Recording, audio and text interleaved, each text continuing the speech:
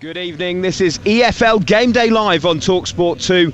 I'm Ollie Clint, your host for tonight's game. It's good to have you with us. What a way to kick off the weekend's football. We're at St Mary's, the home of Southampton, as they welcome Leicester City this Friday evening. Two clubs relegated from the top flight last season, both hoping to bounce back up this year, both jostling for a place in the line of succession. The full-time whistle goes here, and Sunderland have won here by 5-0. Southampton getting ripped to shreds here. Watched the game 3 or 4 times, so that was pretty painful, but you have to go through that pain again to understand and analyse and learn and try and be better for the next one. Headed away initially, Armstrong with a header, another save, but then it's turned in by Adams, and Che Adams has surely won it in added time once again for Southampton. If he can do it and get promoted playing that way, then they'll love him. If he doesn't, he'll be out on his ear like everybody else. It's finished Leicester 0, Hull 1. Hull climbing to the top 6 after inflicting Leicester's first defeat of the season. Probably we improved since the first day against Coventry. It's normal that there are things that we need to improve. Iheanacho in the middle, here's Dewsbury Hall, shoots into the top corner! Kieran Dewsbury Hall! 2 for him, 2 for Leicester! They have to just get their minds round it. I think that they have the wherewithal to bounce straight back. I believe that if it works, and it might take a bit of time, if it works, they could really take off. This is Talksport 2. This is the Championship, and this is why we love it. Yeah, this is live Championship football on Talksport 2, and what a game we have for you. Southampton against Leicester, a Friday night special here at St Mary's, and with the battle already brewing in the push for promotion, we could be in for a cracker. Joining me for this one, a former Luton and Swindon Town striker, Sam Parkin. But first, with the team news, your commentator, Jim Proudfoot. Yes, Ollie, a very good evening to you. Well, as far as Southampton are concerned, there are 4 changes. They're without the injured Jan Bednarek. They give a full debut to Harwood Bellis and Ryan Fraser. Leicester make 3 changes in the side that lost to Hull. Recalls for Justin Mavididi and also for Jamie Vardy, with Iheanacho, Yunus and Fass the players that make way. So the team's in full. Southampton lining up Bazunu in goal.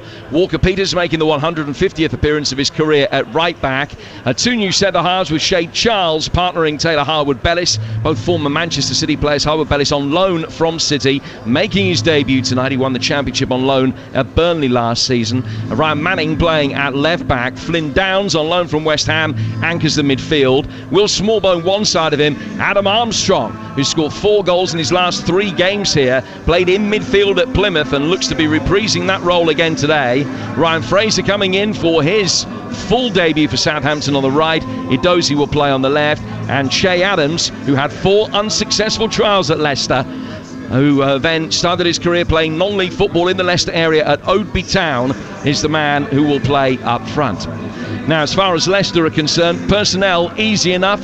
Exactly how they're going to play, open to some debate and discussion, but ostensibly last week at Hull they played 3-4-3, and it looks as though they will go a similar way today. Hermansen in goal, Justin, Vestergaard, the former Southampton player, and Doyle as the 3 centre-halves. Pereira and Didi, Winks and Dewsbury Hall in midfield. McAteer, Vardy and Mavididi are the front 3. Connor Cody, who hasn't made his Leicester debut as yet, is on the bench for the Foxes, along with Fass, Chowdhury, Casadei, Yunus, Fatawu, Iheanacho, Daka for the first time this season, and Stolarczyk. The Southampton bench, Holgate, Mara, Stuart Armstrong, who've all been left out of the side that lost at Sunderland, along with Aribo, Bree, Amo Amayor, Alcaraz, Kamaldeen Sulemana for the first time this season, and the substitute goalkeeper is Alex McCarthy. Jim, thank you. Let's bring in former EFL striker Sam Parkin. Sam, this is Friday night football at its best, isn't it? We're sat in St Mary's, and where we are, the sun's been streaming in. I've genuinely only just taken off my sunglasses, and now we've got a big game to get our teeth into. Yeah, it's a brilliant match, isn't it? After the international break, 2 of the relegated sides locking horns for the first time this season, and I think both managers, Ollie, will be relieved to get the transfer window closed, to understand and know today who they're going to be working with until January at least. So I think there'll be a bit of relief probably across the training grounds the last few days, and now down to business and trying to work out exactly what is going to be their best 11s to try and get them marching back towards the Premier League. Yeah, well, we've heard the team news from Jim. Let's start with Southampton. What do you make of their lineup tonight? 2 debuts for them of big interest, I think. Ryan Fraser and Taylor Harwood-Bellis. It's very attacking. That's probably my immediate reaction. When you look at the way they lost at Sunderland the other day, the nature of the goals, the lack of a real ball winner, I would say, in the middle of the pitch, it looks like they're going a similar way, even more so with Adam Armstrong, in that trio as well, who's very much a centre forward. Jim rightly said that he's played very well actually in an attacking midfield role already this season away at Plymouth, so he knows that position. He's a clever player.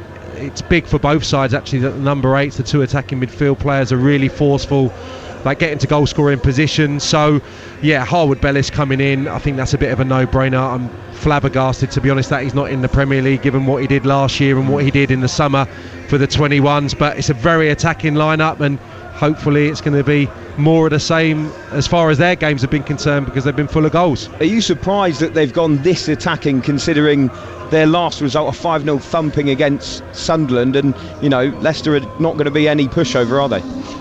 Well, they've got problems defensively. That said, Holgate obviously is available, but had a bit of a stinker on his Southampton bow, so he's wanted to get Harwood-Bellis in the team. Clearly Charles is being preferred to Holgate this evening, and it just means that Flynn Downs is probably going to have to get his foot in, which yes, he can do, but I think he's more of a technical midfield player who likes to operate a little bit higher, so it'd be interesting to see how that dynamic plays out. But yeah, real quality across the piece, the wide positions, mixing it up once more with Adozie on one side, Fraser on the other. They've got beautiful options, both managers, in that department. So many flying wingers at their disposal, and Fraser and Adozie get the nod tonight either side of Che Adams, so it's still a really strong Southampton side. But yeah, to answer your question, probably a little bit more attacking than I anticipated. Now with Leicester's lineup, Jim said in his team news that it was open to debate and discussion. You two have been bickering about it since we got here. Now firstly, Sam, how do you see them lining up? We've already watched the Leicester game down in the press room already. For me it's a back 4 essentially. Doyle is playing as a left back, Vestergaard, Justin, who comes in tonight. I think there's been a bit of concern about the opposition's pace up against Leicester's back line, and I don't know whether Fast has got an injury or whether James Justin is just coming in to be that safety guard, really, that safety net against the explosive nature of Southampton's front line. Then Ricardo is right back for me, but then very much when Leicester are building, Ricardo will vacate his right back role a la John Stones and go into midfield to anchor the midfield alongside Harry Winks. That gives them that security without the ball. The width, that will come from McAteer and Mavididi obviously, and those 2 outside centre halves will step in, Callum Doyle and James Justin. Dewsbury Hall and Didi, they're your goal threat, as I just spoke about with Smallbone and Armstrong for Southampton. Number 8's being pivotal, I think, for both these managers, getting into forward positions. That's the job of Dewsbury Hall and Didi tonight. Jim Proudfoot, do you see it a bit differently?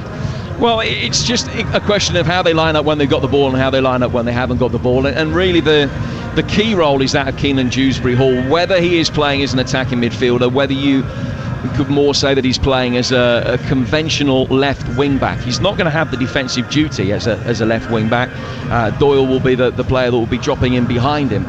I think one of the key elements tonight, Leicester so far in every game they played this season have had more than 60% of the ball. Don't see that will be happening tonight. Southampton's possession has been even higher, and that's going to be one of the keys to it. Who is able to get a stranglehold of the game? Now the way that I see it, Sam, is that Leicester will be happy to cede possession to Southampton to a large extent, because I think that you can get at Southampton if you draw them onto you and you can hit them with pace in wide positions in behind, and they struggle to deal with high aerial ball delivered inside their penalty area. They've got the threat up front of Jamie Vardy, and even at 36, 37 he still has that yard of pace, and I think that's what Leicester will be looking to do. So I think that they will be happy just to sit back by and large, not see nearly as much of the ball today. So on that basis, more often than not, it's likely that they're going to have a back 4. Well, we'll find out, won't we, at 8 o'clock. That's kick-off here at St Mary's, and Saints boss Russell Martin has been speaking to the media this week, fresh from the international break, and he feels he's identified the issues which resulted in their 5-0 thrashing at Sunderland. It's been good. It was being honest, a really tough few days after Sunderland. You try and switch off and spend some time with the family and stuff, but your head's constantly whirring around with ideas, and watched the game 3 or 4 times, so that was pretty painful, but you have to go through that pain again to understand and analyse and learn and try and be better for the next one, and what we need to practice the most for this game, and what's really important for the game. I think we're really clear on the issues we had at Sunderland, really clear, because we have a lot of clarity in what we want and how we're trying to do it. Sam Parkin, they did get off to an unbeaten start, Southampton, but do you think that defeat to Sunderland showed that there's still those cobwebs from their relegation last season?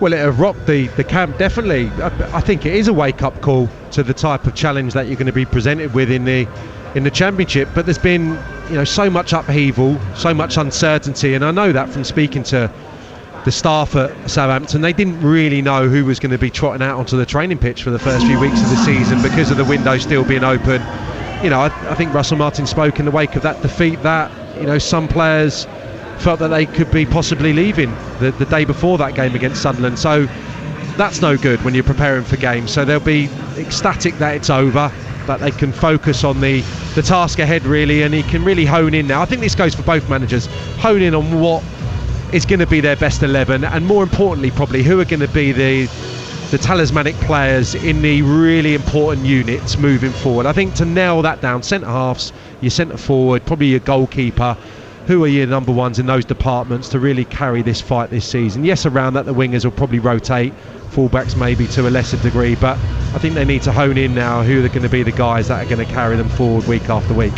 Sam, thank you. This is EFL Game Day Live. We're building up at St Mary's to Southampton against Leicester, and we're going to hear from the new Saints man Ryan Fraser next. Good evening, this is EFL Game Day Live. I'm Ollie Klink. Welcome back to an absolutely gorgeous St Mary's. The sun is setting behind the stadium, and we're building up to a cracker in the Championship as Southampton take on Leicester. Don't forget, by the way, plenty of live football coming your way tomorrow on the Talksport network. It all kicks off at 11 as Game Day exclusive returns. Reshman Chowdhury will be live at Molineux as Wolves take on Liverpool. We've got live and exclusive commentary of that one. Then from 3 you can listen to commentary of Manchester United against Brighton on Talksport 2. That's also exclusive, whilst the great Adrian Durham will take you round the grounds, bringing you all the goals as they go in across the Football League over on Talksport. He's actually got the pleasure, or pain probably as he sees it, of sitting next to me for that game. Now this isn't the only Championship action tonight as Hull take on Coventry at the slightly earlier time of 7:45, and with the team news for Talksport, it's Alan Biggs. Yeah, 2 early season form teams here, both are 4 unbeaten currently, real possibilities to climb. A Hull win could actually carry them level top, while Coventry could rise as 8th if they win. There's a single Hull change from their notable victory at Leicester a fortnight ago. Jayden Philogene is in for Adama Traore, who's on the bench this evening. It's Ingram in goal, Coyle, Jones, Greaves and Vinagre across the back, Slater and Seri in front of them, and then Delap, Philogene and Twine supporting Connolly. It's not as simple for Coventry City. 3 changes for them. Lewis Binks comes into defence, and Liam Kelly and Yassin Ayari are drafted into midfield, with new signing Liam Kitchen, the centre half from Barnsley. He's on the bench this evening. Wilson in goal, Binks, McFadzean and Lati-Bodier across the back, Van Avac, Eccles, Kelly, Ayari and De Silva across midfield right, and Godden up front. Hull versus Coventry. Alan, thank you very much indeed. Former Luton striker Sam Parkin is alongside us here at St Mary's. Sam, just a quick word on Hull, the 6th in the table. A brilliant win, as we've mentioned, over Leicester last weekend. They've been the surprise package so far, haven't they? They've been good, yeah. I think Liam Rosenior enhancing his reputation further. Whenever I went to Pride Park when he was assistant and then latterly took charge of that team, I was really impressed with the brand of football first and foremost. I thought that it would probably end the way it did at Derby, because I think it's a bit of a quick fix they were after, hence appointing Paul Warne, who should get them out of that division this year. But yeah, they're getting a lot of plaudits. I saw Mark Robbins waxing lyrical really about the way that Hull City have been performing before tonight's game, and they did a real job on Leicester City last time out. I think something that we'll be talking about tonight, the outside centre halves of Leicester had a really difficult day, especially up against Liam Delap, who got the only goal. kind of playing up against Callum Doyle, and they'll have to be wary of Southampton's threat in that regard tonight. But Hull City, pulled off a really good display, and they've got a great looking front line all of a sudden with the capture of Philogene from Villa. Again, astonished that Villa have allowed him to leave. He was very good during pre-season when he got some minutes, so that's a brilliant capture. Scott Twine, we've seen be brilliant in the EFL before in terms of his goal output, free kicks especially. Connolly, Delap, there's a lot of firepower in that team now to supplement what is an outfield that have got some really clever, interesting ideas in terms of the rotation. Very, very Brighton-esque, Manchester City-esque, if you like. Liam Rosenior clearly learning from the best. Yeah, it's funny. I was listening to EFL All Access on Talksport 2 on Monday, and Liam Rosenior was saying on it, he says he likes the fact that Hull are kind of going under the radar, that not many people are kind of talking about them. And it does feel, doesn't it, as if they've been a bit underestimated so far. Have you ever played in a team where you've kind of used that to your advantage? Yeah, I think you always do, if you're not fancied, if people are writing you off, you use that as ammunition, whether that's as a collective or as an individual. So there may be some of that going on. They'll probably be pleased, they'll probably be relieved that there's the relegated sides for 3, that all the onus is on them to pull away probably at some stage. It's too early now to probably anticipate exactly what's going to happen. I probably don't see there being a Burnley this year. I've gone early in that regard, but I probably don't see a team pulling away. I think Norwich have surprised us immediately off the bat. They've had a phenomenal start to the season. Birmingham as well. Preston, if we're talking about teams that weren't fancied at all. So there's a trio who maybe not going to stay the distance, but have had fantastic starts. I would say Norwich are probably the team right now that are looking the most likely to threaten your Southampton, Leeds and Leicester. But very, very early days. Nothing to say that Hull City can't surprise a few and maybe get into the shake-up. We've seen it so many times over the last year. Who would have thought that Luton would have done what they did 2 years consecutively? Who would have thought that Coventry would have been there last year? Sunderland as well. It's been a pretty meteoric rise for them as well in the northeast in terms of where they were languishing in League One. So I don't think you can rule anyone out really at this stage of the season, but certainly getting a lot of admiring glances Hull. We got that on tape, didn't we? Sam Parkin. There won't be a Burnley this year. Make sure we got that one. The teams are just coming out to warm up. Well, Leicester City have made their way onto the pitch. Interesting warm-up top. They look a bit like that Arsenal bruised banana kit with their blue shorts, where they've started their proceedings as we build up to kick off here at St Mary's. And one of Southampton's additions this summer was former Newcastle and Bournemouth winger Ryan Fraser. He makes his debut tonight. The Saints were looking for some experience to bounce them back into the Premier League at the first attempt, and Fraser fit the bill. He spoke with Talksport's Ian Abrahams earlier this week. I think I know you well enough to ask this question as bluntly as I'm going to. How much is this about rebuilding your career?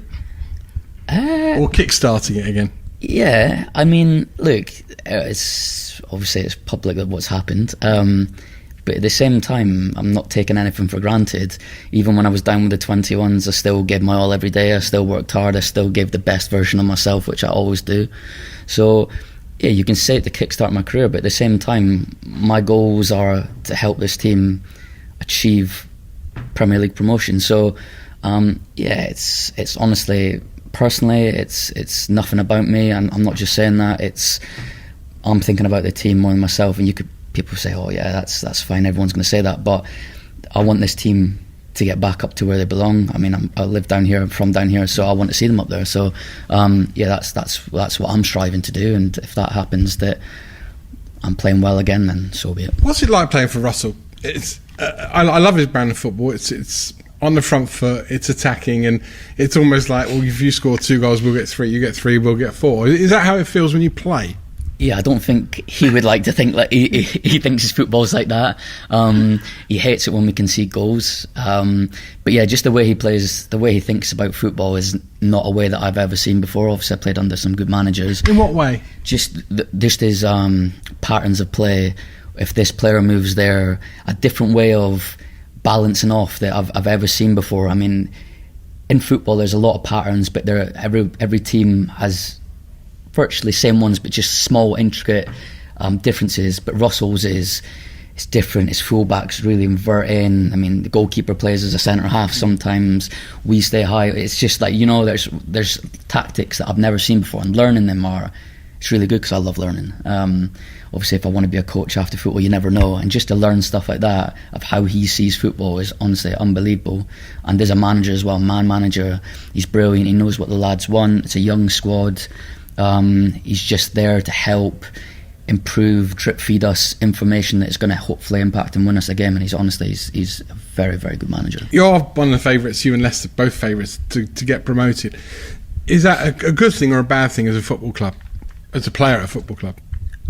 I think it's a good thing as long as you look at it in the right way. If you take it for granted and think just because we're favourites that we're going to walk over teams and win every game, I think you're destined to fail. I think if we can stick together, young, experienced players, and say to each other, no, we take every game as it is, we run for each other, we help each other, we bail each other out, because that's what you need in football teams. No one's 100%. And I think if we have the mentality and then do our stuff on the ball after that's second. I think off the ball is massive for us as well, not thinking we're going to have 70% possession all the time. What do we do in the 30% that the other team have?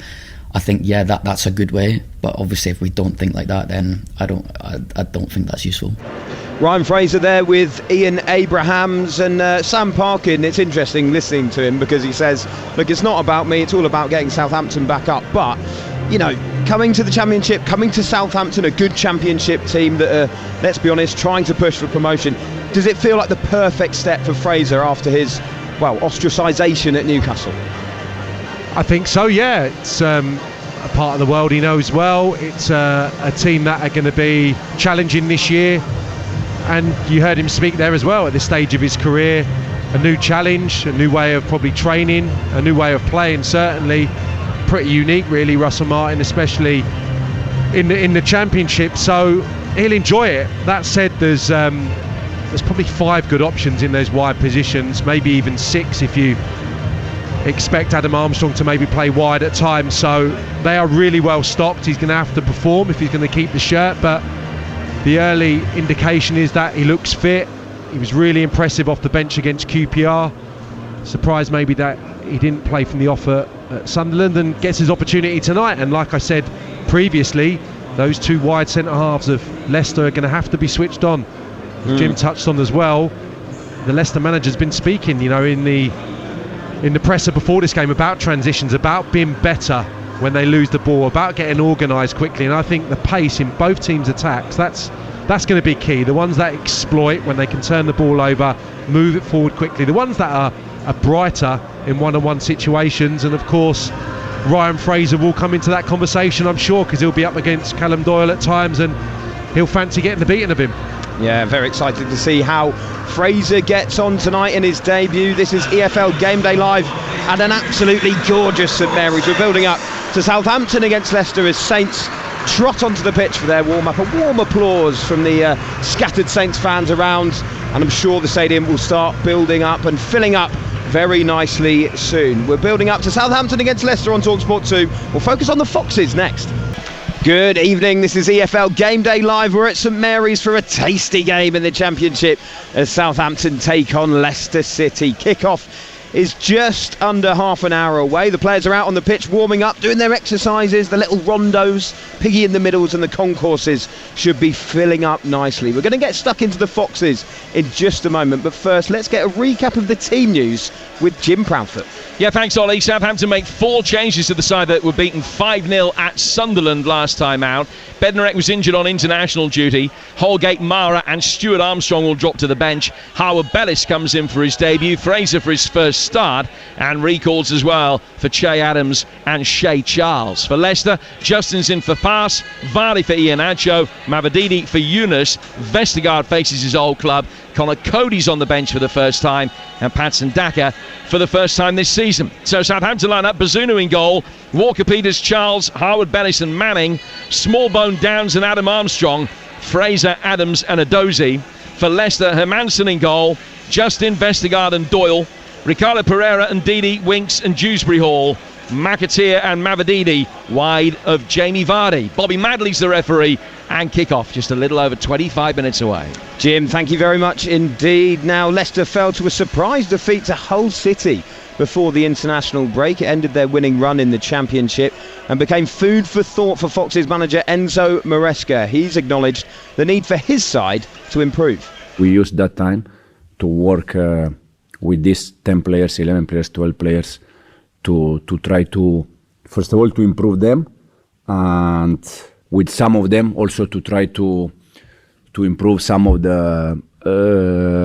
probably some of the things that we still need to improve. Probably last third, the control of the tempo of the ball, because sometimes in this break I use it to review the 7 games we played, and sometimes it's more the quality of the pass that sometimes is low pass.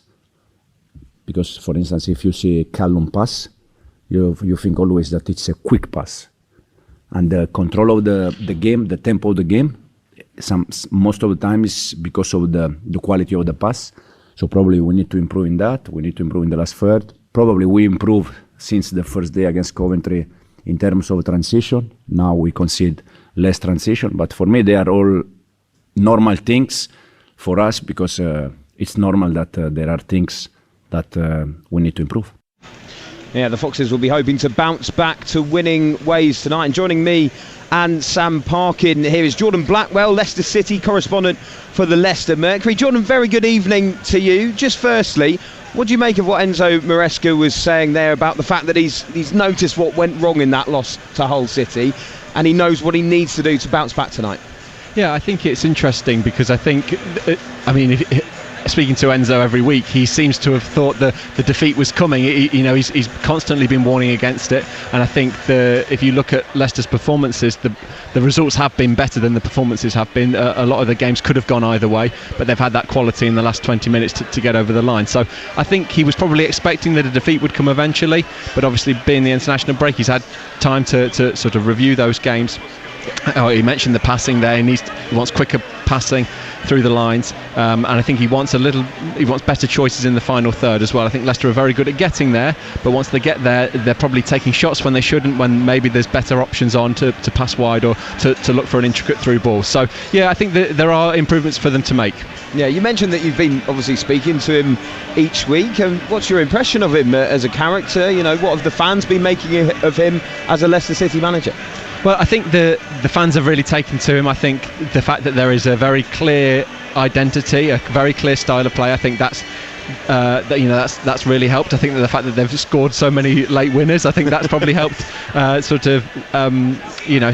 get the fans on the side as well. But I think he's tried to really appeal to fans. I think his big job at the moment is saying to supporters, look, this is going to take time, you need to be patient, eventually this will be football that you really, really enjoy watching, but at the moment, there are going to be teething problems, and just stick with us, because we will get there. Jordan, James Justin's inclusion, is that down to recovery pace? Have they looked a little bit open in that regard when they've been in transition? Yeah, certainly the first game against Coventry they really did. I think, as Maresca said there, I think they have improved a little bit at that, but I think Justin is a lot quicker than any of the other three that they have been playing at the back. And as well, Fast has been on international duty. Justin's had a full 2 weeks training with the team, so I think and he's looked really sharp in the cup games that he has played, and when he came on, I think it was away at Rotherham. So I think he's probably deserving of a start. I know Maresca is a big fan of Justin.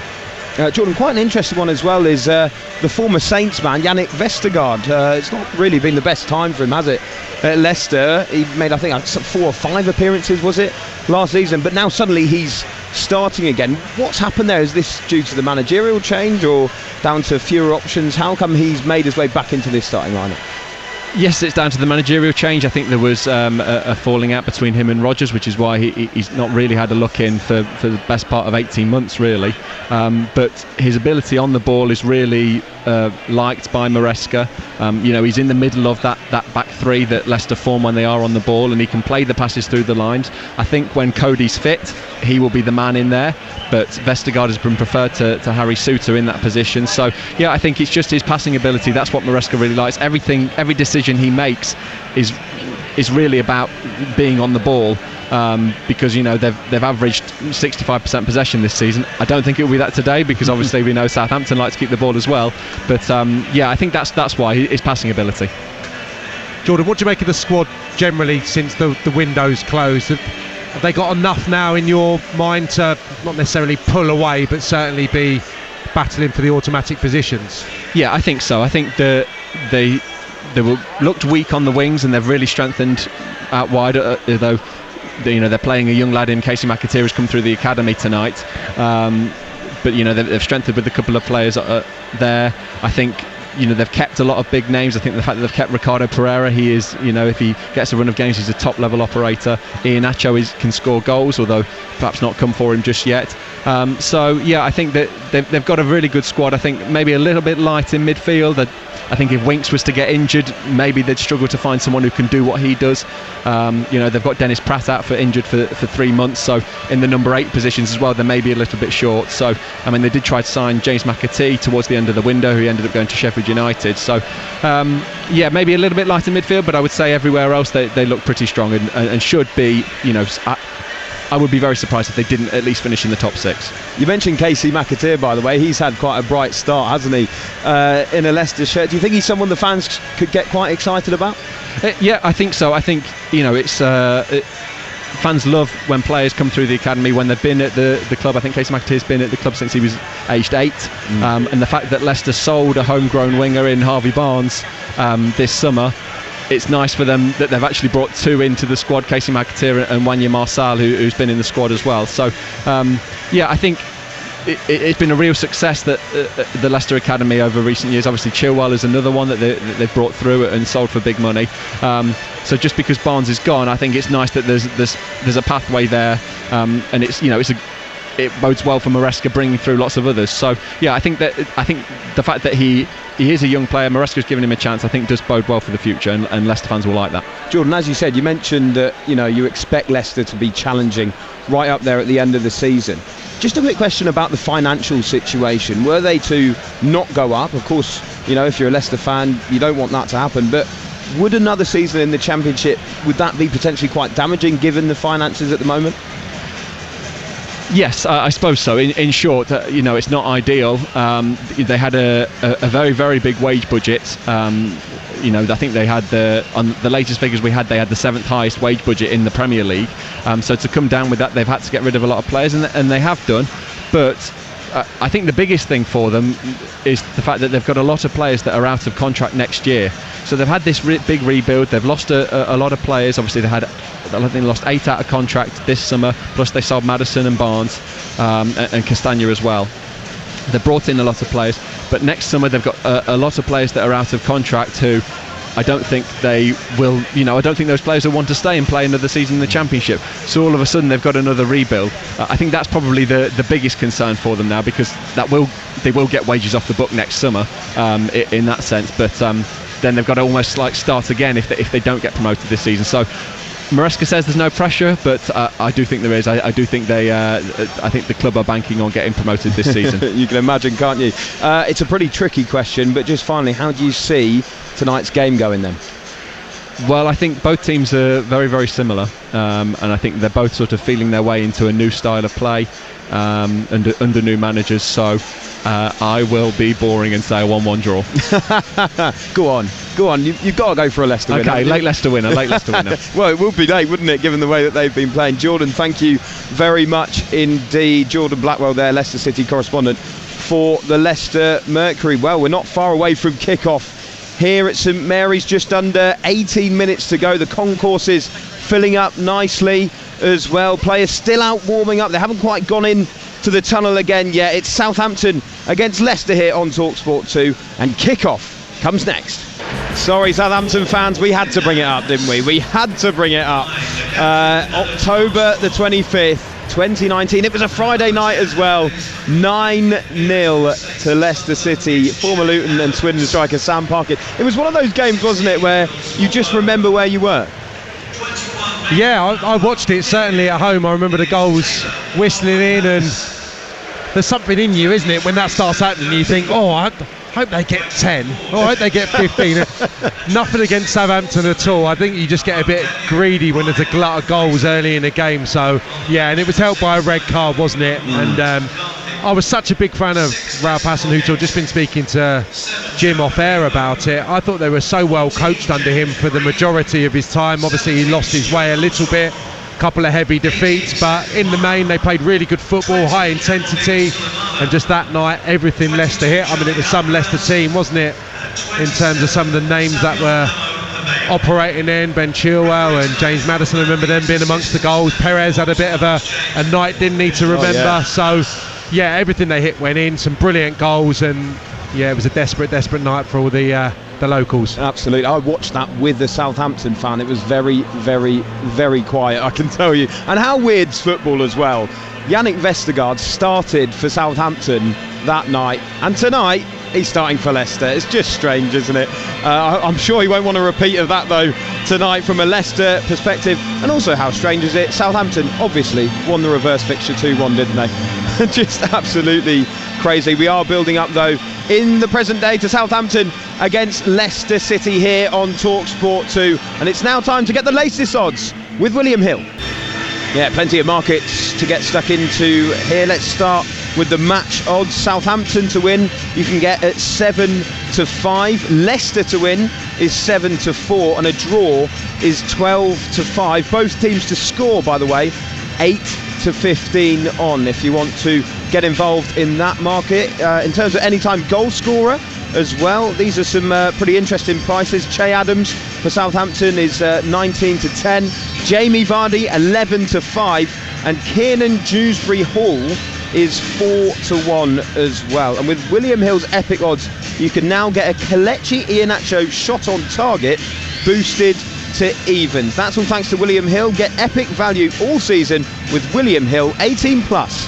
BeGambleAware.org. A couple of the floodlights have just come off, and I think we're awaiting a spectacular light show here at St Mary's as the atmosphere builds ahead of this big clash against Leicester. And despite the fact that Southampton are 7th in the Championship table, it hasn't all been plain sailing for them so far. Concerns are already starting to build amongst some supporters over Russell Martin, the manager's tactics. They've conceded the most goals in the division so far. We asked our EFL analyst Adrian Clark to break down the 3 issues the Saints boss has to solve if they're to be promoted this season.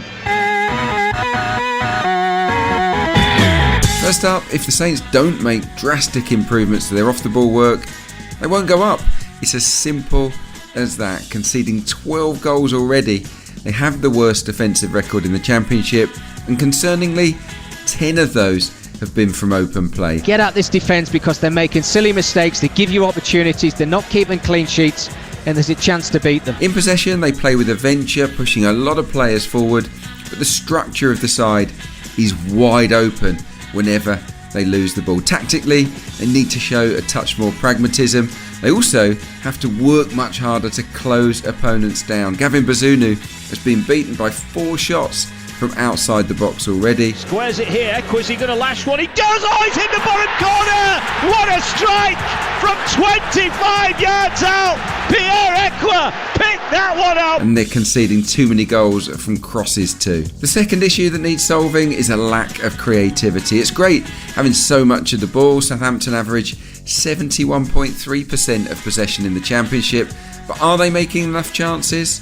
The answer is no. In open play, 16 teams have a higher expected goals tally than Russell Martin's side. You can look at their talented wingers and attacking midfielders and ask more from them, but stylistically, I do believe they should mix things up a little bit too. For me, they've got to try harder to stretch opponents by varying their distribution. We conceded 5 last game and it didn't work.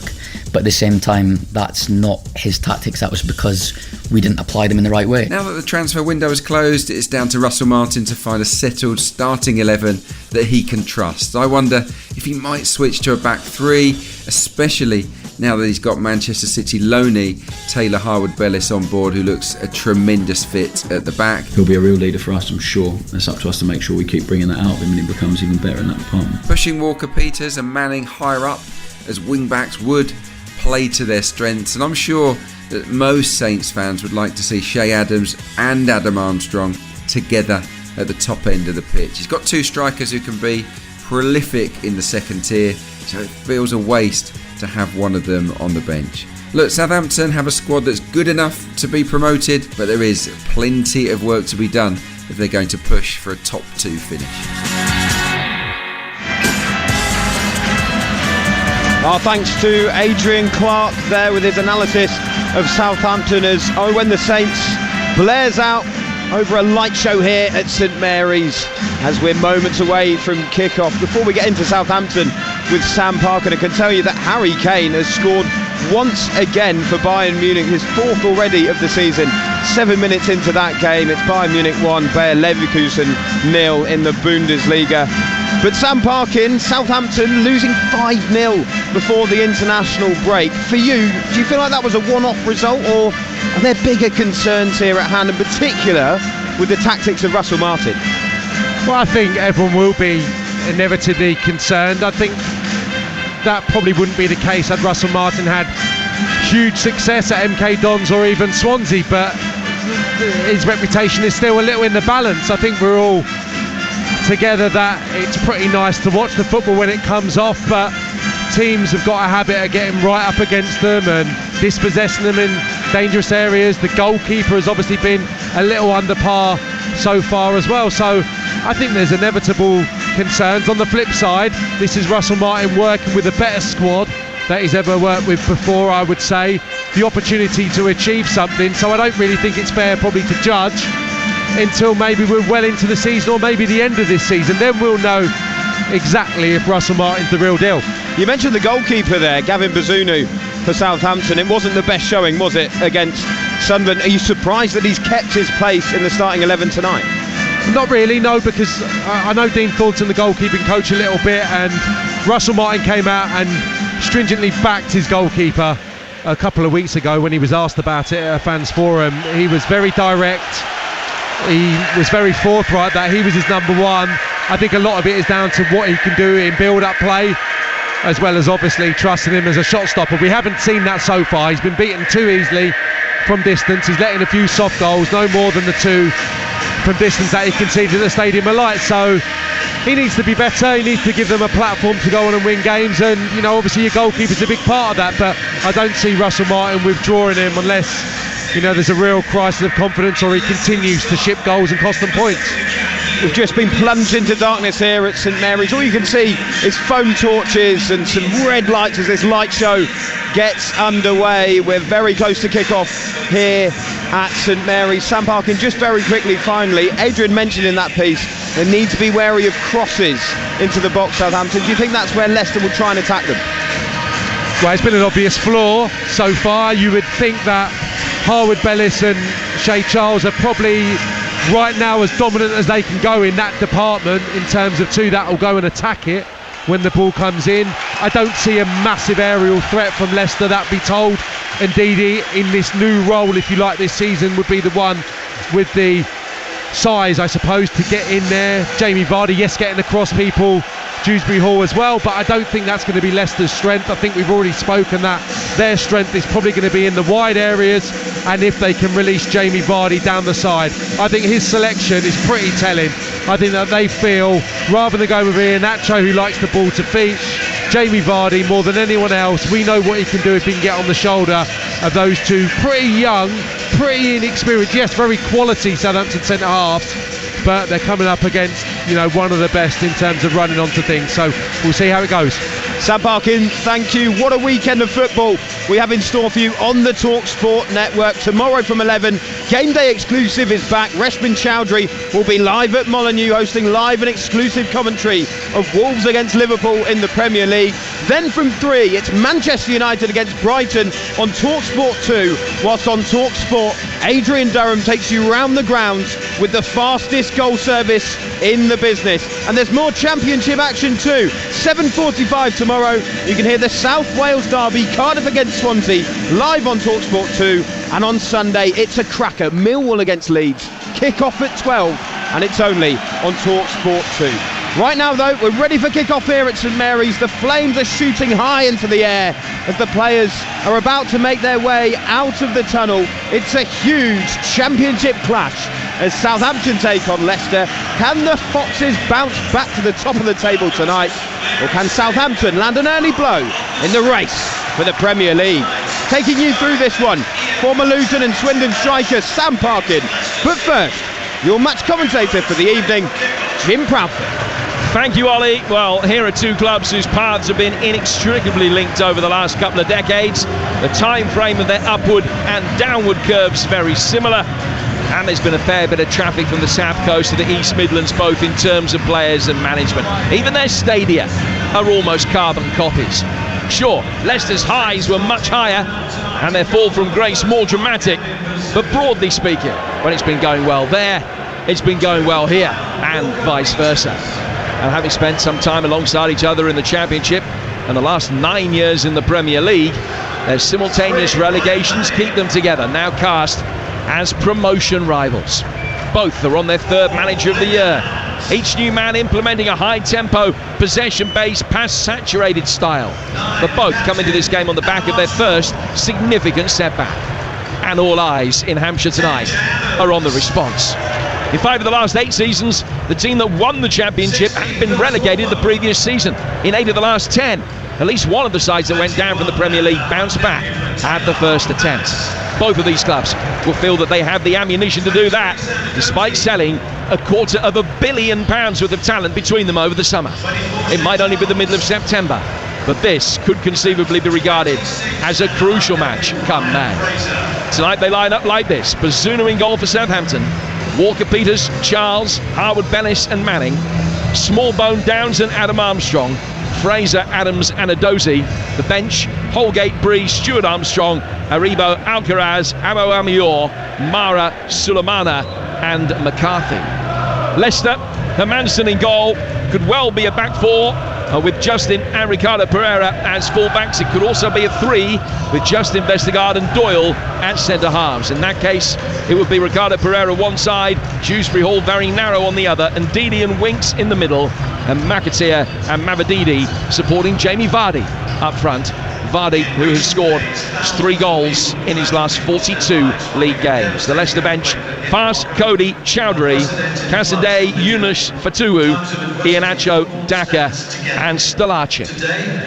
Well, before the game starts, there will be a minute's silence and appeal for a donation to British Red Cross as well. And the silence will be in support of those who have lost their lives in the tragedies over the last week in both Morocco and Libya.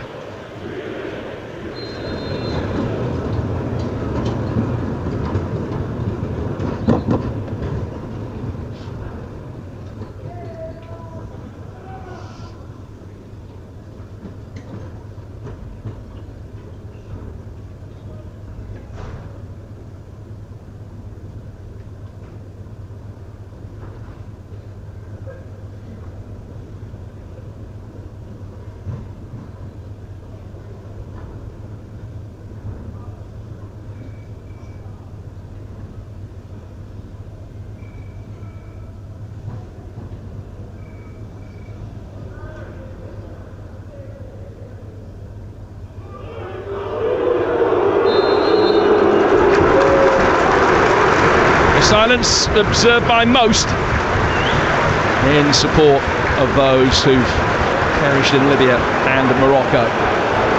Our thoughts with everybody involved and those affected by the 2 disasters. Southampton just going into a huddle away to our left-hand side before this game gets underway. Saints are in a shirt that is very reminiscent of that from the late 1980s, with a red half and pink and white striped other half. It's better than it sounds. Leicester in all blue. And Leicester will defend the Chapel End away to our right-hand side in this first half. And we're underway. 4 years ago, it was an autumnal Friday night at St Mary's that rewrote history for both Southampton and Leicester. So much has happened since. The Foxes went second in the Premier League after the 9 goals that night, but they now find themselves back in the second tier. And on the front foot straight away with the ball laid back for Vardy, who scores. And it's taken only 20 seconds for Leicester City to strike. Excellent play by Mavididi to get inside the penalty area. Pull back for Vardy, and he had time to set himself, get it onto his left foot, fire it into the net. Jamie Vardy scoring his 172nd Leicester City goal, and they lead at Southampton with 20 seconds on the clock. What a start, what a mess from a Southampton perspective. From kick-off almost, Kyle Walker-Peters into midfield, already tactically trying something a little bit different. Charles getting on the ball, it's really sloppy from him. Then Mavididi just turns on the afterburners. Wonderful little exchange initially with Vardy, and then he finds the marksman once more. Penalty spot, left-footed. Mavididi, brilliant supply, and Vardy just sweeps it home. Beautiful stuff. Perfect start for Leicester City as they look for a 6th win in 7 tonight. Victory will take them back to the top of the table. Southampton could go up to 2nd if they win and Hull don't, but if Southampton are going to win, they're going to have to do it the hard way. And already the first shout from a Southampton fan not too far from us of "sort it out" is prevalent. Mavididi having his shirt pulled in the midfield, has got another ball inside the penalty area. It's ricocheted away. Dewsbury Hall helps it on, and Didi tries his luck. That was on target and blocked by Flynn Downs before it got as far as the diving Bazunu, and then Adams wins a free kick. Adozie, I beg your pardon, and last a little bit of respite really as far as Southampton are concerned, who haven't had a touch of the ball in Leicester territory so far. A torrid opening couple of minutes in keeping with the 5-0 defeat that they had a fortnight ago at Sunderland last time out. And this will be a real test of nerve and character, not just the early concession, but the fact that it's happened on the back of that thumping defeat on Wearside. Yeah, absolutely. And there was a simple pass on there for Ricardo Pereira to Mavididi on the left-hand side. Made a mess of it. Had to bring Adozie down in the end. Fortunate to escape without a booking, possibly, but ferocious start from the visitors. A perfect start. And just to clear up the Leicester formation, there was plenty of conjecture amongst the pair of us of exactly how things were going to be. Justin is playing on the right-hand side of the back line. Ricardo Pereira, as you would imagine, the side coached by Enzo Maresca, who's learnt so much coaching trade under Pep Guardiola, is playing in that inverted full-back role in midfield. Leicester will bring the ball forward. And just too much on the pass for Ndidi. So Jamie Vardy leading the line, Mavididi on the left and McAteer on the right, and Dewsbury Hall is playing as almost an advanced 10 with Harry Winks alongside Ndidi, but Pereira will drop into that centre of midfield, and they're trying to play out from the back. Southampton, they've given it away. Dewsbury Hall though can't make the most of the chance. Harry Winks can't either to break Dewsbury Hall's way again, and it deflects wide and out of play for a corner. And you can hear the reaction of the Southampton fans. 3.5 minutes gone, they should be 2-0 down, with the ball just inexplicably given away as they've tried to pass out from the back, and Keenan Dewsbury Hall can't believe that he's not made the most of the chance. I think the best chance is the initial one when he's presented the ball by Harwood Bellis. I think Dewsbury Hall has to hit it. He tries a reverse pass towards Jamie Vardy, who would have been in an offside position. Then Harwood Bellis, brilliant challenge on Harry Winks. Dewsbury Hall with the follow-up effort just screws wide of the post. So the first Leicester City corner, which will be taken on the left-hand side by Dewsbury Hall. 4 minutes gone, Southampton 0, Leicester 1 here on Talksport 2. It's played short for Dewsbury Hall again, left-hand side of the penalty area from the short corner by McAteer, who wanted the return pass. Dewsbury Hall fizzed in a cross that was too fast and high, and it goes out of play from a Southampton throw, which they've taken from the wrong place, but have got away with it. They were desperate to try and restart play and nicked about 15 yards. Saints have maintained possession but worked it back to the edge of their own penalty area. And here's Shay Charles, one of the summer signings. He's come from Manchester City. played down the right-hand touchline. Will Smallbone finding Edozie. Edozie, a little reverse ball inside the area. Adams, the angle's tight, and the cross just evaded Edozie on the edge of the 6-yard box. Great covering work by James Justin. Southampton leaky at the back, excellent going forward. We've seen that in the opening 5 minutes, and now Saints have their first corner. Very similar to which we saw for the opening goal in terms of a centre forward linking with a wide player. Edozie following his pass, sending Che Adams a little wide so he couldn't take the strike on himself, but the reverse ball really close to finding Edozie. In fact, I'm surprised he didn't get there, Jim. Looked like he was there. So first Southampton corner had to be taken on the right flank. Left-footed in, swinging delivery towards the edge of the 6-yard box. Took a Leicester flick and then a much more authoritative touch, got it away. Smallbone mops up, lays it back for Gavin Bazunu, who still waits for his first clean sheet of the season. In fact, he's kept only 5 in 43 Southampton appearances now, the Irishman. Long ball forward from him.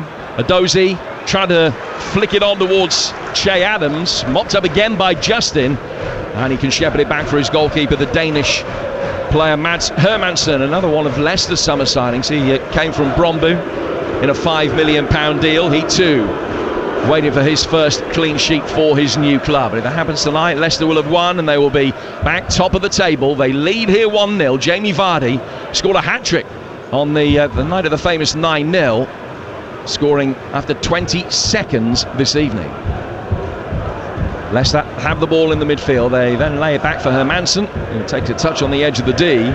4 from him through the midfield for Winks. And then Yannick Vestergaard just allows Doyle to play it forward. It comes off Edozie, goes out of play for a throw to be taken on the Leicester City left. Here's Sam Parkin, the former Swindon striker. Yeah, I think Southampton will be pleased that there's a little lull in the game, that they've also been able to conjure an attack of their own. In terms of the setups, identical almost. The job that Ricardo Pereira is doing for Leicester, Carl Walker-Peters is tasked with that. He's going in field. There has been a look of Southampton just kind of with the 2 centre-halves and the 2 full-backs inverting in front of that, alongside one sitting midfielder. But at the moment, Walker-Peters is the one who's doing the Ricardo Pereira gig and going in and joining in the midfield. Hermansen playing it for Dewsbury Hall, rescued a pass that came through the midfield. It wasn't hit particularly strongly. Flynn Downs has got his foot on the ball now in the midfield for Southampton. The player who was known to Russell Martin, having played for him at Swansea, and he's arrived here on loan from West Ham. Leicester picking it up again, and the local youngster Casey McAteer can bring it forward down the right hand side of the area, and Mavididi at the far post is unmarked, but the cross not good enough to find him, and Walker-Peters was just about there to cover anyway by the time the ball got there. It's out of play. It's a goal kick that Bazunu will take. 8 minutes gone here on Talksport 2. Southampton 0, Leicester City 1. Disappointing delivery, well stopped in the middle there, Leicester. 4 players I think made the 18-yard box.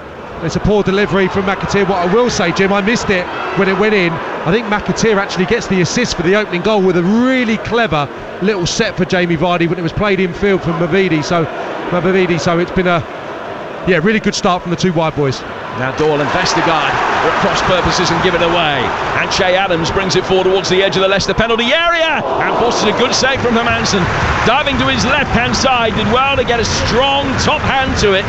Beat it past the post and out of play for a corner. What an entertaining start of this game. Yeah, brilliant start. Didn't quite maybe get the height on that strike, I would say. It made it comfortable enough for Hermansen to get over and make the stop, but yeah, Leicester this time really weak in possession, trying to play across the back 4, just presenting it to the Southampton player. So another Southampton corner. Armstrong has come across the tape, the Southampton captain. Another left-footed in-swinging delivery towards the edge of the 6-yard box. Vestergaard, the tallest player on the pitch, gets it away. Back from Smallbone and then Walker-Peters. Leicester clear it. Smallbone, the deepest of Southampton's outfield players, has got a hair back, but he won the race. Ahead of the pacey Mavididi, got it back for Bazunu. He clears it, long, right-footed upfield. And Armstrong has won a throw, which will be taken on the Southampton right-hand side by Walker-Peters. Walker-Peters just taking a breath for a moment before restarting play. It has been played as we expected at a ferocious tempo so far. Southampton 0, Leicester 1 the score. Jim, there, Mavididi has very nearly got in. from a Southampton corner kick. I don't know if it's pure stupidity or if it's wonderfully brave, but Will Smallbone is the deepest Southampton player, 25-30 yards from the Leicester goal. It doesn't even have to be accurate, does it? It just has to be put into an area, a clearance. Mavrodidi is in on goal beyond Will Smallbone there, so it's an incredibly brave setup from Russell Martin and his side. Yeah, Leicester in possession, able to bring it away inside their own half here. Something I first saw Thomas Frank do with Brentford when they were a championship side before their promotion, and it is ferociously brave. Conceded from it, did they not, in the playoffs? Against Bournemouth in that playoff semi-final, absolutely. And I remember speaking to him after the game, and he said, well, look, that's what we do. And yeah, it comes with an inherent risk, but if you look at it over the course of the season, from every time we do it, we think we'll gain more by doing it than the odd aberration where it all goes wrong. Clearly Russell Martin has read that particular playbook, but you need Smallbone in this case for Southampton, someone who can be unflustered and has pace to get back. Now Southampton on the front foot here, trailing 1-0. Walker-Peters fouled by Doyle. It's a free kick which will be taken on the Southampton right, a couple of yards in from the touchline and about 15 yards or so outside the penalty area. A decent response from Southampton after a hopeless opening 5 minutes where Leicester scored so early and should have had a second. Yeah, absolutely. They got away with one when Harwood Bellis gave the ball away, but they've been able to cement their position in this game, if you like. Carl Walker-Peters has had a wonderful start to the season. I've really enjoyed watching him. He's not sulked. If he anticipated maybe getting a Premier League move, he's been very good, and that was a good little bit of feet getting away from Doyle on the right hand side. Yeah, he's playing his 150th career game tonight, the former Tottenham defender. A free kick taken for Southampton across the face of Walker-Peters, and again, he and Smallbone that time just at cross purposes, and the ball inexplicably rolled past the pair of them and straight to a Leicester man, and they'll be able to break now quickly down the right hand side. McAteer's ball in, not high enough, and Southampton able to head it away courtesy of Manning. But that was just a free kick taken from the right hand touchline. Rather than punting it forward, they wanted to keep possession, and the two players left of the ball both thought it was going to go to the other. Incredible, wasn't it? Just singing the praises of Carl Walker-Peters. I mean, that wasn't hesitation, that was almost as if the pair of them had been paused for what felt like 3 or 4 seconds. Absolutely incredible. And Harry Winks turned down the opportunity to play forward, going back, or went square. It was surely on for Leicester to get another opportunity on the Southampton goal. Now ball out of play for a throw that will be taken by Southampton. There's one other game in the Championship tonight. Just over 10 minutes ahead of us in that game. It kicked off slightly late, the MKM, and is still Hull 0, Coventry 0. And a game of note in the Bundesliga this evening as well. Harry Kane scoring for Bayern Munich, his 4th goal for the club, but they have been pegged back coming up to half-time as Bayern Munich 1, Bayer Leverkusen 1. Latest incidentally from the Rugby World Cup. New Zealand off to a good start with a couple of Roygaard tries. They lead Namibia 12 points to 0. Keep you up to date with that as well. Here's Will Smallbone bringing it forward for Southampton, letting fly, winning another corner. It's a good block because it looked from here and we were right behind it, so it's going to go into the top left-hand corner, but very well blocked by Doyle on the edge of the box, and it spins behind into the hoardings in front of those Leicester supporters for another corner, Southampton's 3rd. Yeah, terrific bit of play from Adam Armstrong. The first time really he's got in a little half space, able to get turned. Smallbone's got this in his armoury, shooting from distance. It's a really good block from Doyle. So another Southampton corner that Manning's going to come across to take. And again, Smallbone, the deepest of Southampton's outfield players, is almost within touching distance of the D on the edge of the box. If Leicester win the first ball, they've got a great chance on the counter. It is headed away by Vestergaard. Out only as far as Walker-Peters. In towards Adozi. Good first touch from him. Then right-footed, he's clipped it in, but Hermansen can come out and claim it very comfortably under a little bit of pressure from Adam Armstrong. But the tall Danish goalkeeper has the ball safely in his hands and bowls it out for Callum Doyle. So these are the first couple of games in the EFL weekend. We've got more live EFL action tomorrow. A belting game, South Wales derby, Cardiff against Swansea. If you've never been to a South Wales derby, I thoroughly recommend it if you ever get the chance to go. Now Southampton might be in. Goalkeeper Hermansen playing out from the back, and he got caught. Doyle lost it. Southampton had 3 inside the penalty area. but the goalkeeper came back and somehow intercepted the pass and goes out of play for a corner. This has not been a defensive masterclass tonight. Good fun though, isn't it? Harry Winks, the guilty party on that occasion, just presenting the ball there. He's looked really slick in possession. He receives it back to goal and just presents it to Will Smallbone. I thought there was question of offside, but he wasn't, Jay Adams. In comes the corner and he's taken a touch, and Hermansen jumped and made himself big and got nothing on it at all, but neither did the Southampton player. Hermansen ends up picking the ball up and then throws it out, but too long for Mavididi, and he goes out of play for a throw on the near touchline, the Southampton right, which Smallbone will take. How have we only seen one goal in the opening 15 minutes? It's easy to see how neither of these two sides have been able to keep a clean sheet so far. Hull haven't been able to keep a clean sheet tonight either, been in good form this season, but they trail at home to Coventry with a goal from Joel Latibaudiere. And the former Swansea defender has made it 1-0 to Coventry in the East Riding of Yorkshire tonight. Here's Adam Armstrong, who's been in really good goal scoring form. 4 goals in his last 3 games here. Wonderful record in the Championship. 11 in his last 8 games at this level, although he did struggle in the Premier League, but he's been ripping it up in the Championship at the start of this season and in his time at Blackburn as well. Here's Manning, forward into halfway. Adams trying to play the ball on the half turn, spins it forward but couldn't find Armstrong, and the ball goes through to Hermansen, plays it out, finds Harry Winks in the midfield, gives Winks the instruction to turn. Armstrong then comes across and puts the pressure on, but Leicester are able to maintain possession at the back easily enough. And I would imagine, we were talking about the amount of possession that both of these sides have had over the course of this season, and Southampton have had more possession than any other side in any of the 4 divisions so far. It's probably just about Leicester that are shading it tonight. It'll be a close run thing anyway. I thought that Leicester would be happy to sit back and let Southampton come at them, and then would try and pick them off on the counter, more than has happened tonight. Yeah, I would say that Leicester's squeeze has probably been a bit more aggressive. The midfield players, you mentioned it early, Jim, about Dewsbury Hall's starting position. He's really high, and actually now we're seeing it man for man, essentially around the 18-yard box of Southampton when they're trying to build, and there we go, Bazunu has to go long. And I think there's a massive onus on the goalkeepers in both sides, clearly, but I think the way that Leicester are setting up, how aggressive they've been from the outset, it means that Bazunu is going to have to box clever, really. They're going to have to find a pass, a longer pass, into someone who's going to be freed up higher up the pitch. We're 17 minutes in. Southampton 0, Leicester 1.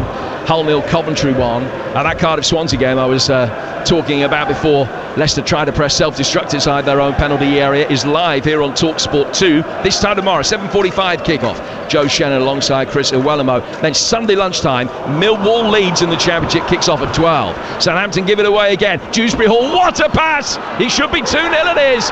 Brilliantly taken. And it's all about the quality of the pass from Dewsbury Hall. McAteer running onto it, did the easy bit, drew the goalkeeper, slots it past him. Southampton unpicked again. Leicester running right on the south coast. Southampton 0, Leicester 2. The plan at the moment, stroking the ball around, making angles, being accomplished on the ball, everything that I'm sure Russell Martin wants from his team is just a miss at the moment. Kyle Walker-Peters the latest to make an error, and this time it ends up in a goal. You're right, Jim, it's brilliant from Dewsbury Hall, and the finish from McAteer is absolutely wonderful, but Kyle Walker-Peters not under, well, he's sold a little short actually. It goes a yard or so away from him, means he has to stretch, and then the pass and then the run is immaculate from Leicester City's perspective. Give them credit, but cannot give the ball away in this type of position against a quality outfit, or as this is the outcome. Well, it's only the second Leicester game in which he's ever scored. Casey McAteer got a couple in the win at Rotherham. Leicester's away record this season is perfection. Played 4, won 4 in all competitions, and it looks as though they may well be able to add to that tonight, leading 2-0 away from home against the Southampton side relegated from the Premier League with them last season. Southampton 0, Leicester 2. Vardy after 20 seconds, McAteer on 18. And Southampton bring it forward again with Manning. Manning to Adam Armstrong on the left-hand side of the midfield. Now Ryan Fraser has it. We haven't seen too much of the Scotsman so far tonight. Back for Manning. High ball in from him. He sails over Hermansen's bar. it probably, realistically, should be Southampton 2, Leicester 4 by now. Leicester do have that 2-goal advantage. They've been palpably the better side from what we've seen so far. They haven't made quite as many 24-carat errors defensively as their hosts, and that has been a major part of it. But the pass from Dewsbury Hall was absolutely exquisite for that second goal. Really was, yeah. It was Smallbone, wasn't it, who gave the stray pass, if you like. Certainly it made Kyle Walker-Peters stretch and unable to take possession of the ball, and I think it's because of the way that Southampton set up, Jim, the way that they're rotating, the way that they're obviously a little bit disjointed when they're in possession, because they're trying to play such a pretty football, if you like. Expansive football is the word I'm searching for. When it breaks down so quickly like that, they get exploited. Vestergaard slides in and at times is challenged to perfection right on the edge of the penalty area to put it out of play for a Southampton throw. Taken quickly by Adam Armstrong. Into the feet of Downs to Manning, and now back for Harwood Bellis. He finds Edozie. Now Shea Charles has got it inside the heart of midfield. High ball forward from Charles out towards the far touchline. Justin heads that away. Russell Martin's talked in the past about the fact that the game plan is right. I'm going to paraphrase what he said after the defeat to Sunderland, but the gist of it was the game plan was right, it's just the execution of it that wasn't. What do? You don't look for a new game plan, you just do the existing game plan to a higher standard. Has he got the game plan wrong tonight, or is it, again, just another question from Southampton's point of view that they've just made mistakes that have killed them? Smallbone finding Armstrong. Armstrong out to the left-hand side of the area. Fraser with time to wrap his foot around it. Flick header comes towards goal, and then it was nearly an own goal. As one Leicester player cleared it into another, and it hit Mavididi last after the acrobatics from Ndidi, and ends up going out of play for a corner. Corner which has been taken short, but too quickly for the referee's liking. Walker-Peters spotted it down and quickly knocked it into the feet of Edozie. I don't know whether the ball was moving when he took the corner, but referee Bobby Madley, I beg your pardon, asked for it to be retaken. So 2-0 Leicester lead, but they've got a corner to defend here. Top as things stand. Corner works short again towards Edozie, right hand side. He's flicked it in towards the edge of the penalty area, half cleared. Right footed shot comes in and takes another deflection and goes out of play. It was Fraser's effort through a forest of legs that hit one of those Leicester blue socks and goes out of play for another corner which will be taken on the Southampton left. 6 corners to 1 in Southampton's favour at the moment, but Leicester lead it 2-0 here on Talksport 2. In comes the corner, headed high up in the air. Goalkeeper's lost it, comes out for Walker-Peters. His first touch wasn't the best and it's forced him backwards and out towards the near touchline under pressure from Mavididi.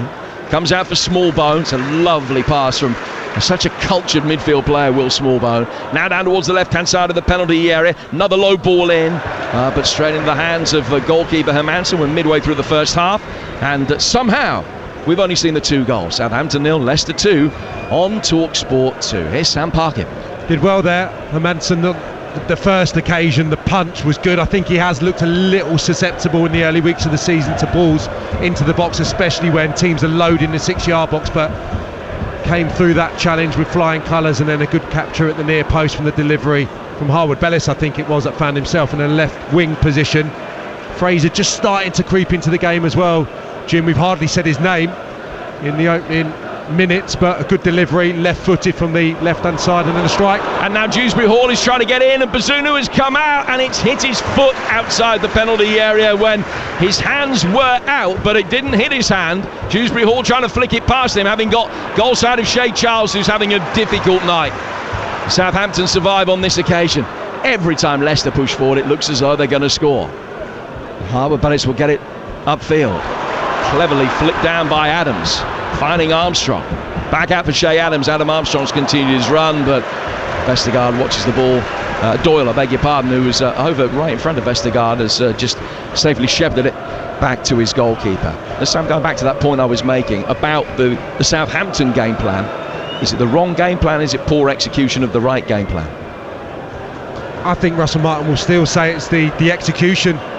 It's been sloppy moments on the ball in possession where they haven't been really aggressively pressed or closed down, so But I think the same token, I think you have to sometimes adapt to what the opponent is doing, and I think they've really stepped on, and they've got real quick, diminutive players, Leicester City. So I think it's a little bit of both, but very, very avoidable goals.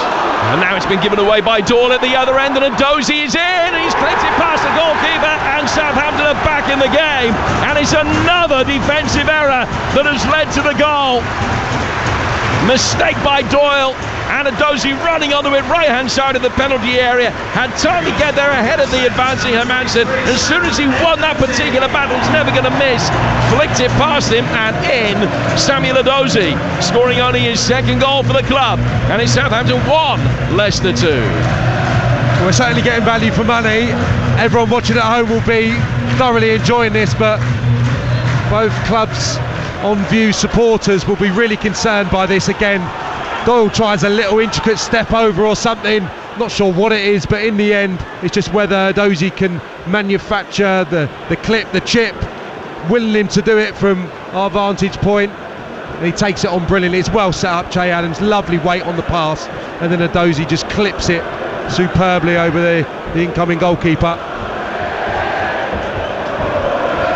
So like Bazunu, Hermansen still waits for his first clean sheet of the season. Southampton 1, Leicester 2.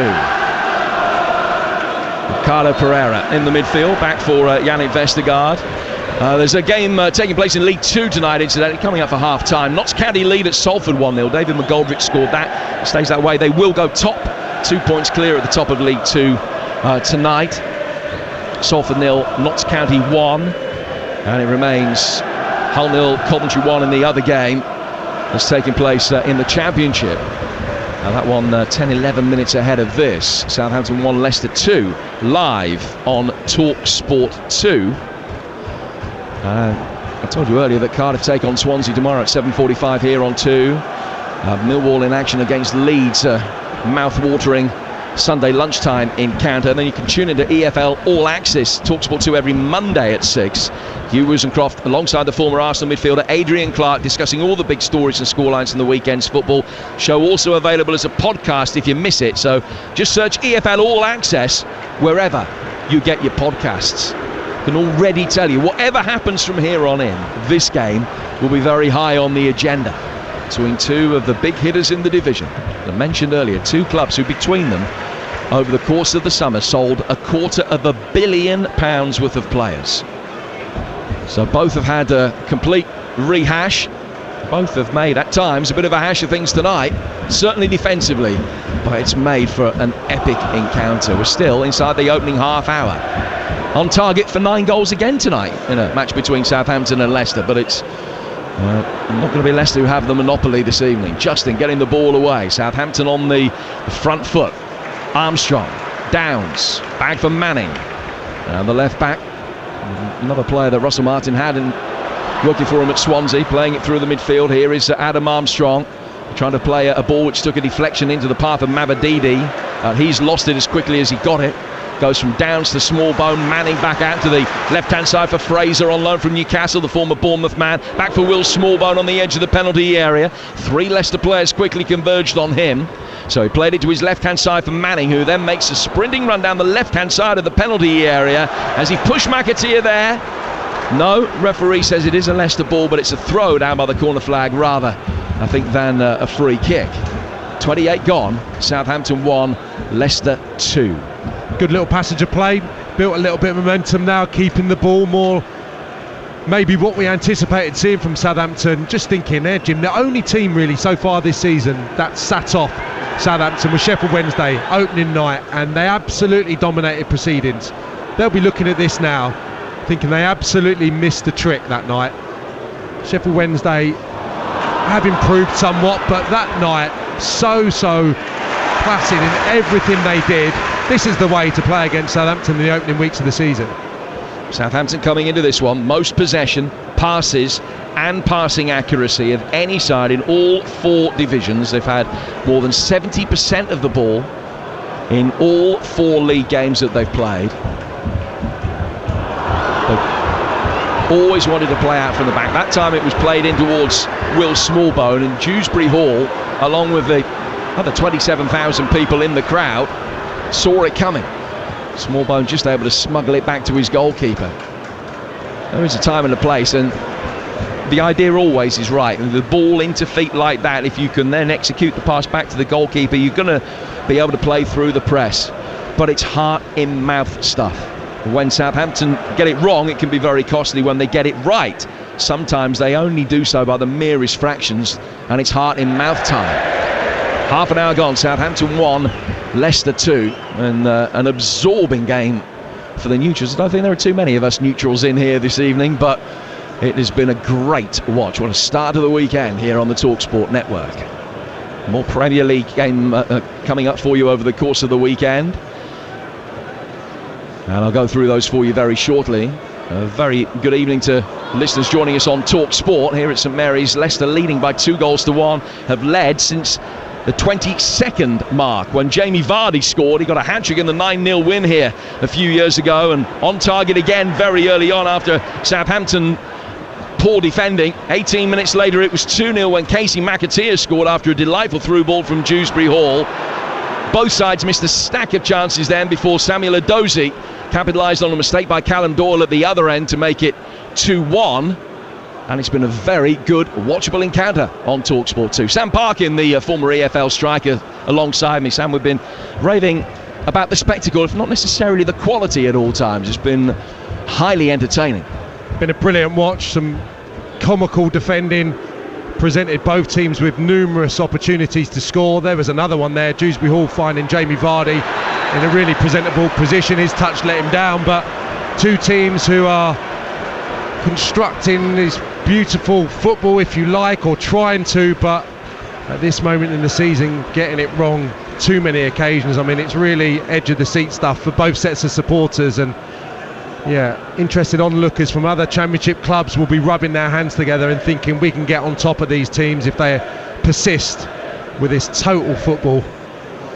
It's not worked to great effect so far tonight. Southampton in particular, when Leicester apply the press and do so with real intensity, look panic-stricken at times. That has led in part to both of the goals. Will Smallbones just picked up a yellow card. That's the first of the game. Our live coverage continues over on TalkSport 2. If you've got the TalkSport app, you can easily swipe between the two stations to keep abreast of everything that is going on. But here in Hampshire, it is Southampton 1, Leicester 2, but only after an outstanding save there from Bazunu to deny Wilfred Ndidi a third. Ball tipped away for a corner. And a corner which will be taken on the Leicester left. It was a nice setup. The ball just rolled short to the right-hand side and really rifled a goal by Ndidi, and the goalkeeper did well, diving away to his right-hand side, Bazunu, making a really smart stop. Jamie Vardy heavily involved tonight so far. You see him go so many games, or we have done in the last season or two, where he's content really to play on the shoulder, not really get involved in build-up play there. Lovely set, Ndidi with a really firm strike. So in comes the corner from McAteer on the Leicester left. It's off a Southampton head, and they'll do it all again, this time from the other side. Harwood Bellis heading it away. And Dewsbury Hall will go across to take it. It's Leicester's third corner. McAteer short on the edge of the penalty area. Charlie Alcaraz sent out to warm up along with Stuart Armstrong. Getting a warm round of applause from the home support. It's going to be another in-swinging delivery. This one from the Leicester right from Dewsbury Hall. Great shape on it, and it only just evaded Vardy making a near-post run. McAteer's done well to win the seconds outside the penalty area and play it back towards Dewsbury Hall. Clever little backheel flick from him. McAteer will take it down towards the dead ball line and then check. Can't get across him, but he can find Ndidi, who is there in support. He plays it slightly deeper. Now it goes from Justin to Pereira. Forward again through the midfield from Winks. Dewsbury Hall out towards the Leicester right-hand side. They've still got three in the penalty area if they can get it across. Vardy is lurking. It's knocked away by Shea Charles. Adams tried to hold it up. He loses out to Winks. Winks to Ricardo Pereira, who almost turned into trouble and then very quickly got away from Edozie. Leicester have it, and they're still in Southampton territory with Vestergaard. Vestergaard to Doyle. Doyle back towards his goalkeeper, but he's He's out almost as an extra centre-half, sweeping up. Sweeper keeper Hermansen about 20 yards outside his own box. Southampton 1, Leicester 2. It remains here on Talksport 2. Doyle able to make his way forward from the back line and find Steffi Mavididi. Mavididi, who's played more games in the French top flight than any other Englishman in history, I was reading today, which will be a good trivia question for you in the pub tomorrow. Dewsbury Hall has been fouled, and it's a free kick, which will be taken down near the corner flag for Leicester. Southampton had a good spell, scored during that, but this last 4 or 5 minutes Leicester have been back on top again. Yeah, Dewsbury Hall's looked like a player tonight, Jim, but I think Southampton have allowed him to an extent. The corner kick there was half cleared. Southampton had a defensive line across the 18-yard box almost. No one released to Dewsbury Hall. He was able to turn and orchestrate Leicester's next attack, but the little flicks, lovely balance, the left foot always helps, doesn't it? He looks like a good player. He needs to get back to what he showed opening day of the season. It's played short by Dewsbury Hall, finding Harry Winks. Winks playing it in, and then he fizzed it in towards the near post. It looked as though it was slightly mishit, but Vardy improvised, threw out the right foot and very nearly turned it past Bazunu, who had to be sharp to get his hands behind it. He then bowled it out quickly to try and get Southampton going on the counter-attack.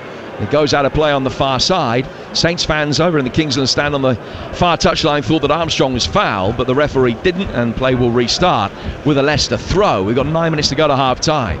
It's Southampton 1, Leicester City 2. Vardy on 20 seconds, Casey McAteer on 18 minutes, Adozie on 25, pulling one back. 10 minutes without a goal here. What's going on? Here's Ndidi, right-hand side for Leicester, taken down towards the touchline. Harwood Bellis dropping back in alongside Shea Charles. Southampton having to mop up eventually and sweep it clear away from Ndidi, who's having a good night as well. It's gone out for a throw. Justin will go across to take it, the one-time England fullback.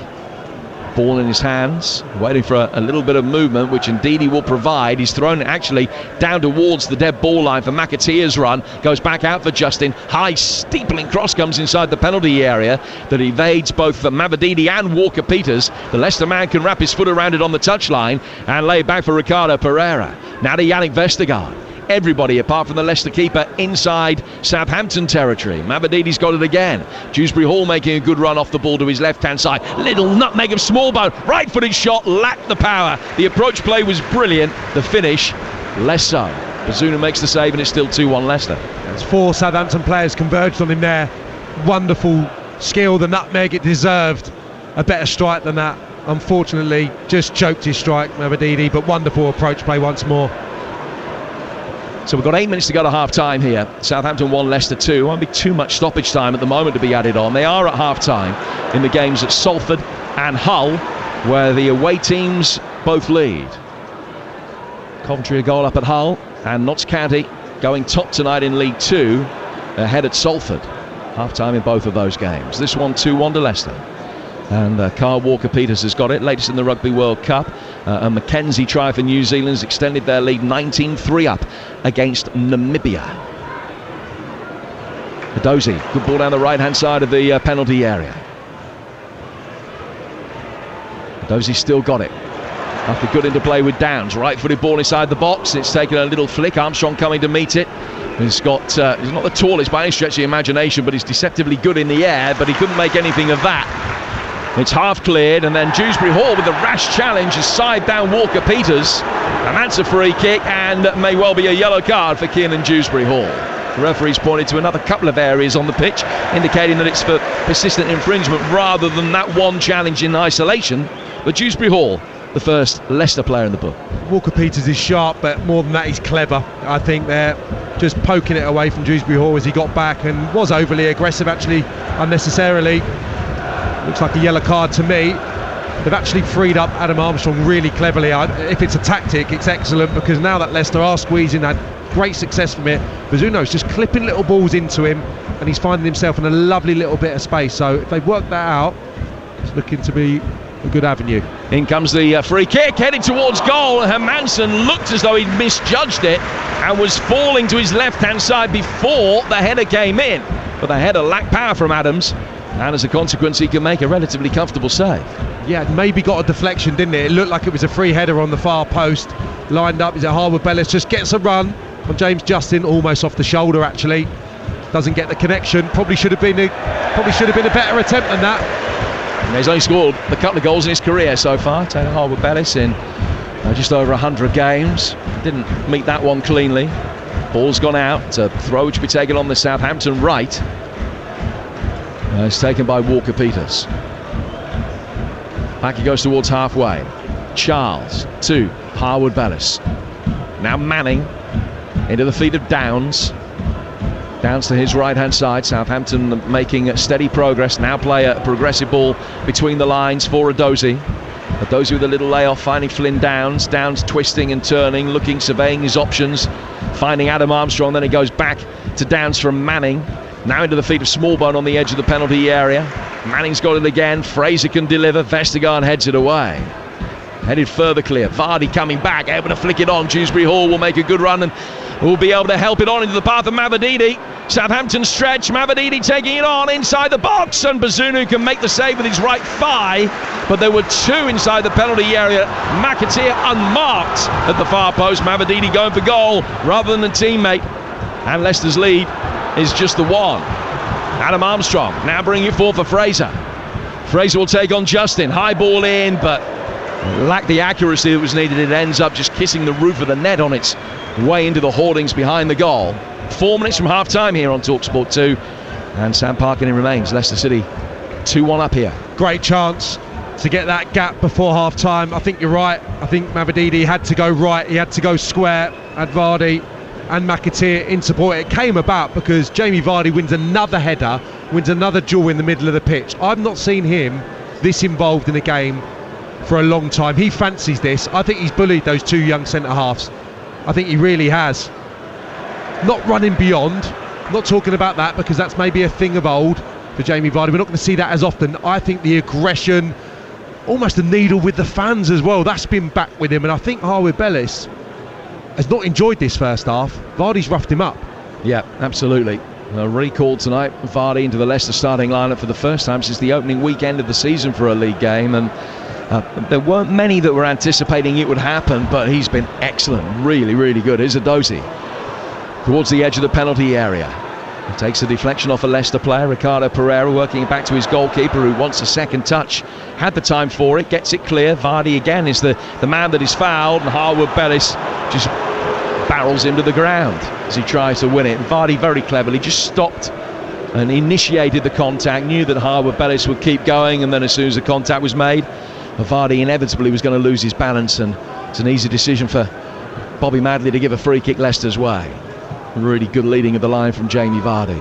It's in his 12th season with the Foxes now, and I mentioned when he scored, 172 goals he scored, which is some record. It's a rate of about 2 every 5 games.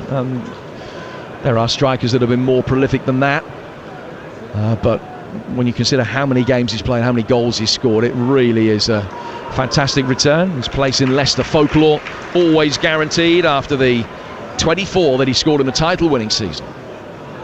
Here's Flynn Downs, and he's just had his ankles clipped there by Ndidi. It's a free kick that Southampton will take about 10 yards inside their own half. We've seen less of Walker Peters going into midfield, I would say, the last 5 minutes, and I don't know why, but it's allowed Downs to get on the ball. Maybe just disrupted Leicester a little bit, asked them a few more different questions, but Downs starting to stroke it around, starting to look accomplished and dominating proceedings for them in that position. Yeah, he was in strongly there after a loose pass, but he's won it back. Armstrong will bring it forward, but he's lost out to McAteer. Score of what at the moment is the match winner. And McAteer goes down over on the far side. It's a Leicester throw. Indicated by the referee, or is he given a free kick? No, it is a free kick. No, it's a throw. He's just clarifying it to James Justin. No, it's a throw, there's no foul on McAteer. Justin taking the throw, and he goes back for Yannick Vestergaard, who joined Leicester in a £15 million deal from Southampton, 78 games here. He's been sent off in this fixture in the past in his Southampton days. Good ball inside the penalty area here. Mavididi didn't get hold of it. Coming back into the far side is McAteer. It's cleared. Rifled towards goal by Ndidi. He was going wide. It's deflected. Back out for Ricardo Pereira. Now down for Dewsbury Hall. Bottom left-hand corner of the penalty area. Trying to make a run off the back of Shea Charles, and he's, despite looking second favourite, got there first.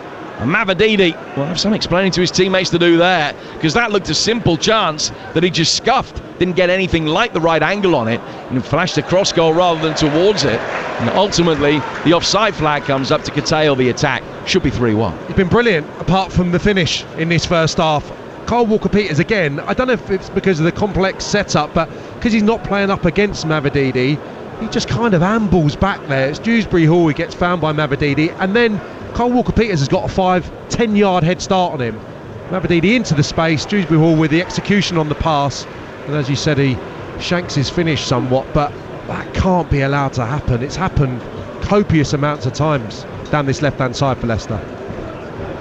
Well, we were talking about it before the game started. Southampton with the worst defensive record in the Championship, despite the fact that they've had more ball than any other team in the division. As we go to 3 minutes of added time at the end of the first half. Leicester stroking it long through the middle for Vardy. And in the old days, he just might have got to that first, but Harwood, Bellis and Manning converged on him. Southampton will play it out from the back and then give it away. Smallbone trying to win it back. Downs can win it back. Armstrong bringing it forward. Fraser making a dynamic run to his left-hand side. Armstrong going alone. A shot that hits Vestergaard. The seconds don't fall Armstrong's way. It was an injudicious lunge as he tried to make it happen. He fouled Ndidi, and it's a free kick that will be taken on the edge of the box.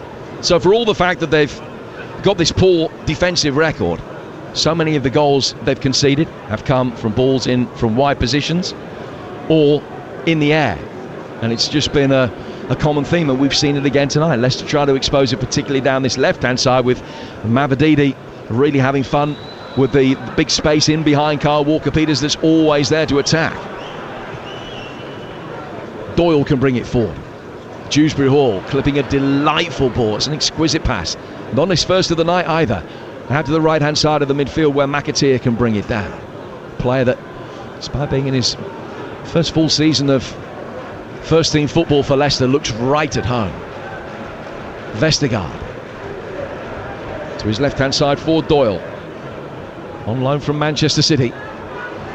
As is Harwood Bellis at the other end. Actually making the 100th appearance of his career tonight, Doyle. He's got it again.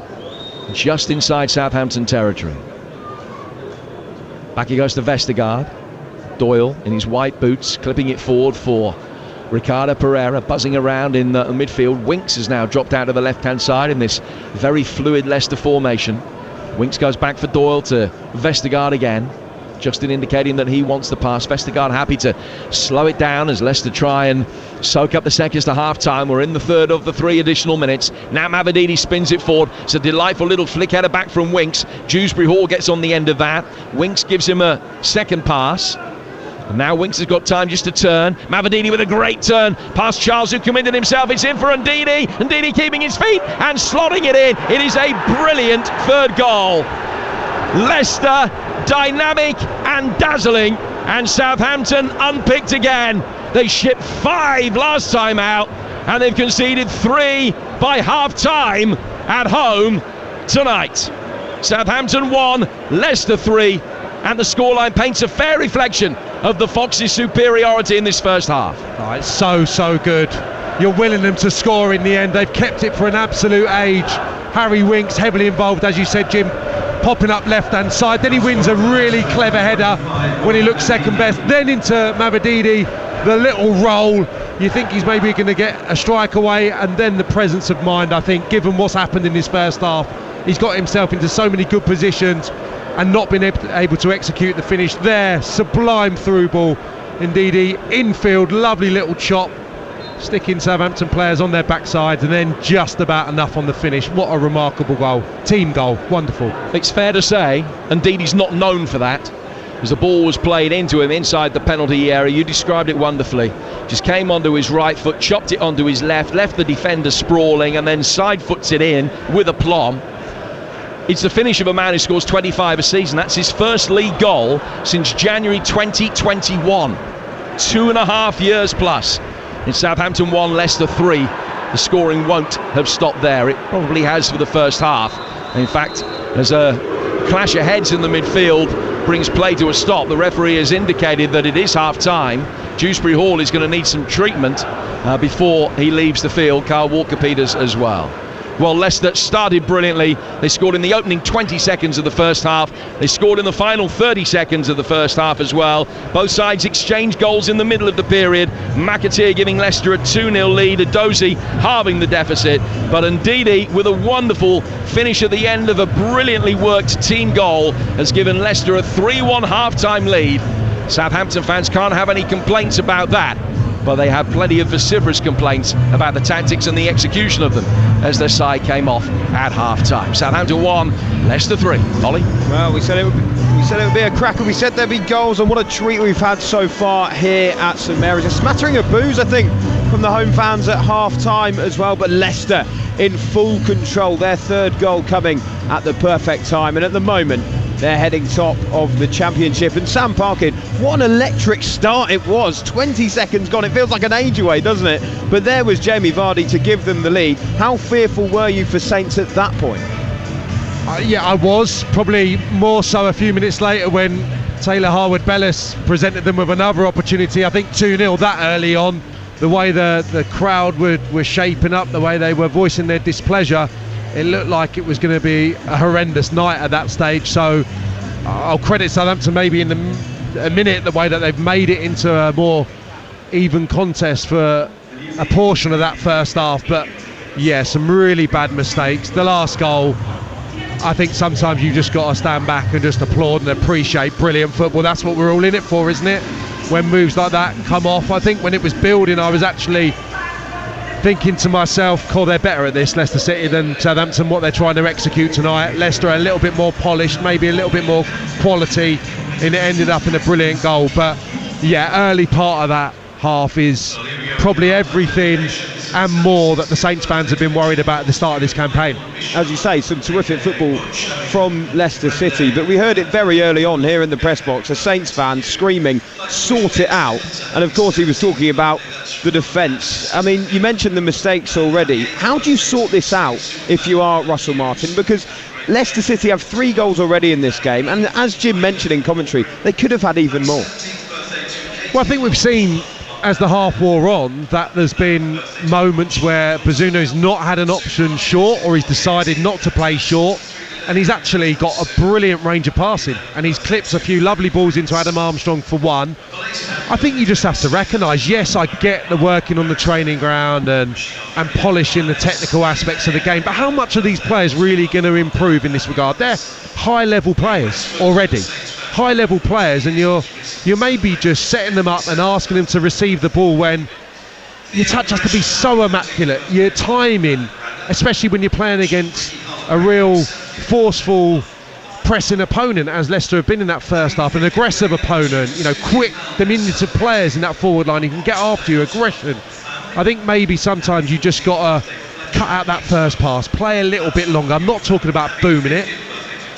That's definitely not going to be the way, and I don't think that's the way they're going to change the outcome. I just mean being a little bit safer with that first couple of passes, especially if you've seen from the outset that Leicester have been getting joy nicking the ball high up. So yeah, I don't know where they go from here. I mean, if it ends in a real heavy defeat, then obviously there'll be a lot of questions asked. But I think it's just tinkering with the tactics subtly, probably, because you're not going to get a major overhaul. We've seen that's not the manager's style here, and it has worked to a degree at his previous clubs, and I'm sure that's the way he's going to stick at it this season. Have you seen enough, do you think, Sam, from Southampton in that first half in terms of going forward for them to maybe get back into this game? Yeah, of course. I mean, that's why I'm sitting here, and it's such a dream to be commentating on a game like this. It's magic, because every time Southampton go forward, they're going to score here. Armstrong, Che Adams, they've all looked dangerous. Fraser for a period. Adozie's been really good, actually, when he's been one-on-one up against Ricardo Pereira. So, absolutely. Yeah, this game could finish 3-3. This game could finish 6-1 to Leicester. I mean, you cannot rule Southampton out from anything this season. And it's because of that potency that they're sitting, I know it's early days, but where they are in the table, because defensively they've been a disaster. But going forward, so fluid, so much invention, loads to like. That'll be the message from Russell Martin. He'll be horrified at some of the defending and some of the decision making, but going forward, oh, no question, there'll be chances here for Southampton in the second half. As you say, Sam, it has been a dream for the neutral, I might add, to be watching this game here at St Mary's. We'll hope for more goals in the second half. That comes next here on Talksport 2. The teams are just coming out though here at St Mary's, where Southampton trail Leicester by 3-1, and Russell Martin's side firstly need to sort out their defence, but then hopefully they'll find a way back into this one. One thing's for sure, we're expecting goals in this second half. To take you through it, former Luton striker Sam Parkin and your match commentator Jim Proudfoot. Well, Ollie, it's not the biggest surprise in the world that we're seeing a half-time change for Southampton. Sulemana is the player that is coming on. Sam Parkin, he's replacing Samuel Edozie, who of course might have picked up a knock, but if he hasn't, I'm really surprised. I thought he was excellent, certainly in an attacking context in that first 45 minutes, but Edozie is off, and Kamaldeen Sulemana, who's been struggling with a muscle injury, comes on for his first appearance of the season. He's a quality player to bring off the bench. He scored, didn't he, final day of the season, or certainly towards the tail end of last year in the Premier League, so quality. But I thought Edozie was a big problem for Ricardo and Doyle, whoever was presented with the opportunity of having to deal with him one-on-one. So yeah, a bit of a surprise, but yeah, no surprise that Russell Martin's made a change. Yeah, we're back underway. Leicester City kicking in their all royal blue from left to right towards the chapel end of the ground, where the Leicester City supporters are occupying the right half of the stand as we look at it. Southampton in their combination of red and white shirts with black shorts, and they're defending the northern end away to our left. The ball with Southampton in possession. It's laid back to goalkeeper Gavin Bazunu, who's got Walker-Peters, Charles, Harwood-Bellis and Manning as a back four in front of him. Smallbone Downs and Adam Armstrong in midfield. Fraser Adams and Sulemana, the front three. Leicester, Hermansen in goal. Justin Vestergaard, Doyle and Ricardo Pereira a back four. And Didi, Winks and Dewsbury Hall in midfield. McAteer, Vardy and Mavididi, the front three. Vardy, McAteer and Ndidi, the scorers of the Leicester goals. Edozie, the player that has gone off, the man that netted for Southampton. Here is Sulemana, who many thought might have played his last Southampton game. He had a £30 million release clause in his contract. Nobody came in and paid that over the summer. There was plenty of speculation that somebody would, but he remains a Southampton player. Saints fans gave him warm reaction. Glad to see him back. Got a couple of goals in that game against Liverpool that Sam was mentioning, the end of last season. Southampton have a throw taken by Walker-Peters. He's played it back for Charles. Charles 5 yards inside his own half to Harwood-Bellis, now down towards Manning. Manning to Kamaldeen Sulemana on the left-hand touchline. Ball almost slows down to a stop for a moment. McAteer comes and tries to make a challenge. Manning will try and take it on. Manning has it now, gets away from the lunging McAteer, and then plays it towards the edge of the centre circle for Charles. Walker-Peters letting it roll across his body. He's put under pressure by Mavididi. He's got past him, and now we'll take it on down the right-hand touchline and work it in towards Ryan Fraser, who swapped flanks for this second half. He's gone out to the right now with Sulemana coming on the left. Smallbone has it. Right-hand side of the penalty area. Back from him to Downs to Adam Armstrong, but too much on what was the right ball for Fraser down the inside right channel, but he overhit it. And he goes out of play for a goal kick. Got to be taken by Hermansen, the Leicester City goalkeeper. Southampton 1, Leicester 3 here on Talksport 2 in the company of the long-time EFL striker Sam Parkin. Really good start to the second half from a Southampton perspective. Kept the ball well, and then just a change of pace really on the far side. Carl Walker-Peters exchanging passes with Ryan Fraser, and as you said, it was a difficult pass to execute. The right ball, Adam Armstrong a little bit on the swivel, trying to play with a bit of disguise, and it runs through harmlessly, and now got another injury issue. Yep, it's Downs who is needing treatment, and Obviously the message already got across that he's not going to be able to continue because Charlie Alcaraz has been stripped and is ready for action, and he's going to be coming on for Southampton. Another player that made a really bright impact in the second half of last season, having arrived at the club and actually scored the winner in this fixture last season, the Argentinian midfielder who signed from Racing Club in a £12 million deal, and he's going to come on to replace Downs here early in this second half. What it does do is gives me an opportunity to remind you of what is coming up tomorrow and over the course of the rest of the weekend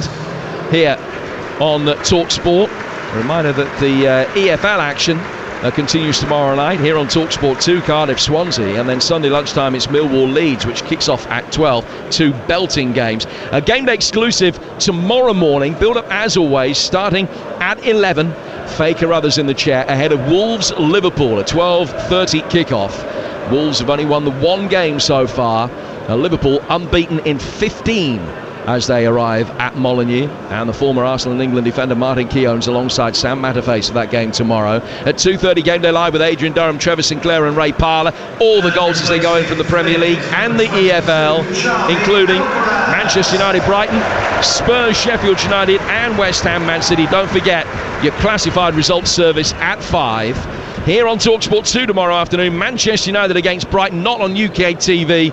Only place to hear it is here. And then Monday night, Forest against Burnley. The build-up starting at 7 ahead of a 7:45 kickoff. Southampton in possession from the restart. And Shea Charles, having stepped up from the defensive line, just pulled to the ground there by Harry Winks. It was a touch on the cynical side. He's going to get a yellow card for it. Southampton have a free kick about 8 yards outside the Leicester box. Actually worked it well, Leicester using the goalkeeper, and then the pass into Dewsbury Hall was a good one, and that's what I want to see from centre halves. Shea Charles aggressive, probably for the first time tonight in front of Dewsbury Hall, shoved him to the deck. That's how they need to approach the battle with Jamie Vardy. Wins the ball there, strides forward, and as you said, gets a little clip or a little pull from Harry Winks, definite free kick, and presents Southampton with a good opportunity from a centre half doing his job, being aggressive. Yeah, it was well played by Charles. I think could have guaranteed when he came out for the second half it would go better for him than the first half did, but he's risen to the task well. Instrumental in winning this free kick, which Alcaraz is eyeing up only seconds after he's come onto the field. Had a good goal scoring record last season. Alcaraz 5 in 26 games from midfield for Southampton, including a couple of very impressive ones. He's got one already this season against Gillingham in the League Cup. Now what can he muster from here? The Argentinian's got a two-man wall to get it over. He hits it right-footed past the wall, but well past the far post, and out of play for a goal kick. 6 gone second half. Southampton 1, Leicester 3. Yeah, didn't quite get his angles right there, but he looked like a really good player start of the season. I know that the Southampton supporters hold him in high regard even after the outcome of last season. So it'll be interesting to see the dynamic of that midfield, the setup of that midfield, second half. I imagine Smallbone will be the deepest one now, and Alcaraz can try and get forward with Armstrong and get some sights of goal. And he might consider himself a little bit unlucky that he's just given a free kick away there for a foul on Dewsbury Hall. There seems to be a bit more uniformity about the Southampton press at the beginning of this second half, and it's causing some more significant problems for Leicester. Here's Vestergaard. Long right-footed ball forward from him. The idea was right. Dewsbury Hall acknowledged that, but pass slightly overhit, and it rolls through for Gavin Bazunu away to our right-hand side. That's a good example of a team mixing up, Jim, and in the first half we've not seen much of that from Southampton. The goalkeeper's just actually been pressurised into kicking there, but Vestergaard and Doyle we've seen releasing quite early. Doyle nearly got Jamie Vardy in the first half with a brilliant crossfield ball, and there Vestergaard, something Vestergaard's always done actually when he's got time, he's got a brilliant range of passing. Why not? You know, because the opponent's not going to be expecting that. If you played short for the majority, every now and again just test those defenders. Are they on their mettle? Are they on their toes? Are they anticipating? And there, very nearly Dewsbury Hall getting in on the shoulder. He's got a different battle now up against Alcaraz than he had against Downs. We'll try and bring you a clarification of Flynn Downs' injury as soon as we have it. Southampton struggling, like Leicester, with injuries at the beginning of this season. Here is Dewsbury Hall trying to get inside the Southampton penalty area, but it's knocked away on the right-hand side of the box by Charles, and he goes out. Southampton tonight without Bednarek and Stevens, and still Ross Stewart, the new signing. His debut for the club lies ahead after his £10 million move from Sunderland. Larios hasn't played for the thick end of the year now. Leicester without Dennis Pratt. They've got Connor Cody back, and he's on the bench tonight. Or may see him on for his Leicester debut and his first Championship appearance for 5.5 years later. He is on the bench for Leicester this evening after his summer move from Wolves. Ball is with Adams. Adams flicking it forward. Armstrong will make a run. But Ricardo Pereira was there first. Guides it back for Hermansen. Hermansen just chipping it right-footed down towards McAteer, who saw the ball get large on him pretty quickly there, and he inadvertently controlled it with his chin rather than his head. Got it all wrong, and it just bounced away from him. Goes out of play for a throw that will be taken on the Southampton left. Dan Crowley's given Notts County a 2-0 lead at Salford, so it looks as though they will be top of League Two tonight. 2 points clear of the field. But they'll all have a game in hand, which they'll play tomorrow. And all the EFL goals as they go in on the fastest score service on your dial tomorrow. Game day live at 2:30 over on Talksport. Here on Talksport 2 tonight, we play 10 minutes of the second half. A little bit of mist beginning to wisp around the floodlights now, as it tends to do. We're only 100, 200 yards or so from the river here, and not much further from the sea in the grand scheme of things. It does tend to just roll in the evening. Ball played in by Armstrong, finding his goalkeeper Bazunu. Smallbone kept his nerve. It was against Leicester that he picked up his horrendous injury a few years ago. It's been so good to see him back, and back in form as well. Had a great season on loan at Stoke last year. Justin, play forward through the midfield, but straight to Alcaraz. He finds Adam Armstrong. Saints captain brings it forward, but just presents it to Vestergaard, who got his defensive angles right, and Doyle will lay it back for his goalkeeper, and Leicester again will be able to play out from the back. Yeah, I mean, territorially and in terms of possession, Southampton on top, but not been able to make chances in the opening sparring of this second half. Saints have it again. Smallbone to Manning. Manning down towards Sulemana. Sulemana picking it up and then going up through the gears, going the long way round. James Justin pulling it back in. Vestergaard did well to react, because the cross was coming in slightly behind him, and he flicked out a right boot to acrobatically volley it away. And he goes out for the first corner of the second half, which is Southampton's 7th of the game. Still Leicester leading by 3-1. Felt like he needed Ndidi or McAteer there to help him out defensively. Did all right in the end. In comes the corner from Fraser. It was too low and flat into the near post, and Vardy easily heads it away. In the Bundesliga, approaching full time, Bayern Munich 2, Bayer Leverkusen 1. Harry Kane scored again earlier tonight. Goretzka has scored what may well be the winner for Bayern. They lead 2-1. Still Hull 0, Coventry 1, with 20 minutes of normal time to go in that Championship game. Latibodier's first half goal, still the difference between the two sides. Salford 0, Notts County 2 in League 2. And here Southampton 1, Leicester 3. Well, indeed, he's going to come off, and Cesare Casadei, on loan from Chelsea, is going to come on for Leicester. Their first change, Sam Parker. Yeah, indeed, he's done really well. I think in not his most natural of positions, and I know that's been a big conversation amongst the Leicester support. Is he going to be able to carry that threat, really, which I think Maresca demands really from the players playing that position? Well, tonight he's certainly done so. We'll see if he can do it over a longer period. Casadei is that type of player, loves to shoot from distance, not really a dribbler, 1 and 2 touch, obviously got the physical capacity to get in and score from crosses as well. Now Sulemana has it, left hand side of the penalty area again, and he motions to cross and doesn't. That deceived Justin for a moment, but he recovered quickly. The Leicester fullback, laid back for Manning, his ball in, half cleared. Out towards Smallbone forward, Armstrong flicking it down. Sulemana on his left foot, eventually got the shot in. Miskicked it the first time of asking, still had time to try and deliver. Leicester clear, out for Manning. Manning doing really well. An awkward bouncing ball on the touchline. Flick it over the head of McAteer. Finds Smallbone, who goes back for Harwood-Bellis. Now to Charles. Southampton dominating possession for the first time tonight, but still trailing by 3-1, a result that will take Enzo Maresca's Foxes top of the table if it stays this way. Bazunu does mix it up again. Looks longer. 40-yard ball for Sulemana. Sulemana taking on Justin. And he's clearly relishing the opportunity to do exactly that.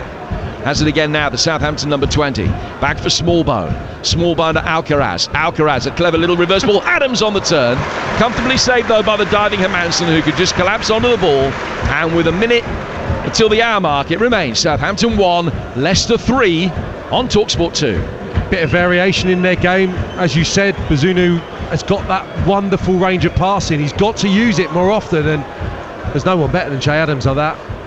In the second tier, I would suggest the lack of backlift, the quick touch and release, and he worked the goalkeeper just not hard enough there. Armstrong. Play down towards Sulemana. Southampton beginning to build up a head of steam, and Sulemana has looked very lively since coming on. Manning chipping it inside the penalty area, headed down, just taken away from Adams, but Armstrong's in and blazes over the bar from a tight angle. The form that he is in, you would have expected him to at least hit the target and force a save out of Hermansen. Came to him quickly, the bounce did him no favours, just ran away from him very slightly, and the bearded Geordie couldn't wrap his foot around it. I think forcing the issue, though, closer to Adams than he probably has been throughout proceedings, so he's there for the little flick, takes it well enough, and maybe just a little on the stretch, just looking for that real firm contact, I suppose. Yeah, it's on the way up by the time he connects with it, hence why it flies into the stands. So winning a draw for Southampton in their 2 home games so far this season. If they were to be able to come back tonight and pick up a positive result, it would be the first time in 7 years that they've gone unbeaten in their first 3 league games. Might not happen though, because Mavididi is in and has blasted it wide. Great interplay through the midfield by Leicester. Another defence splitting ball. Mavididi using his pace, getting behind the high Southampton back line, and he was through one-on-one. Had so much time to think about it, but just opened up the right foot too much.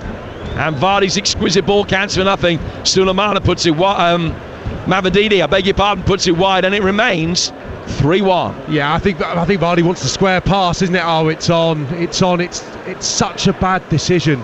I can't tell you. The chip's not even on.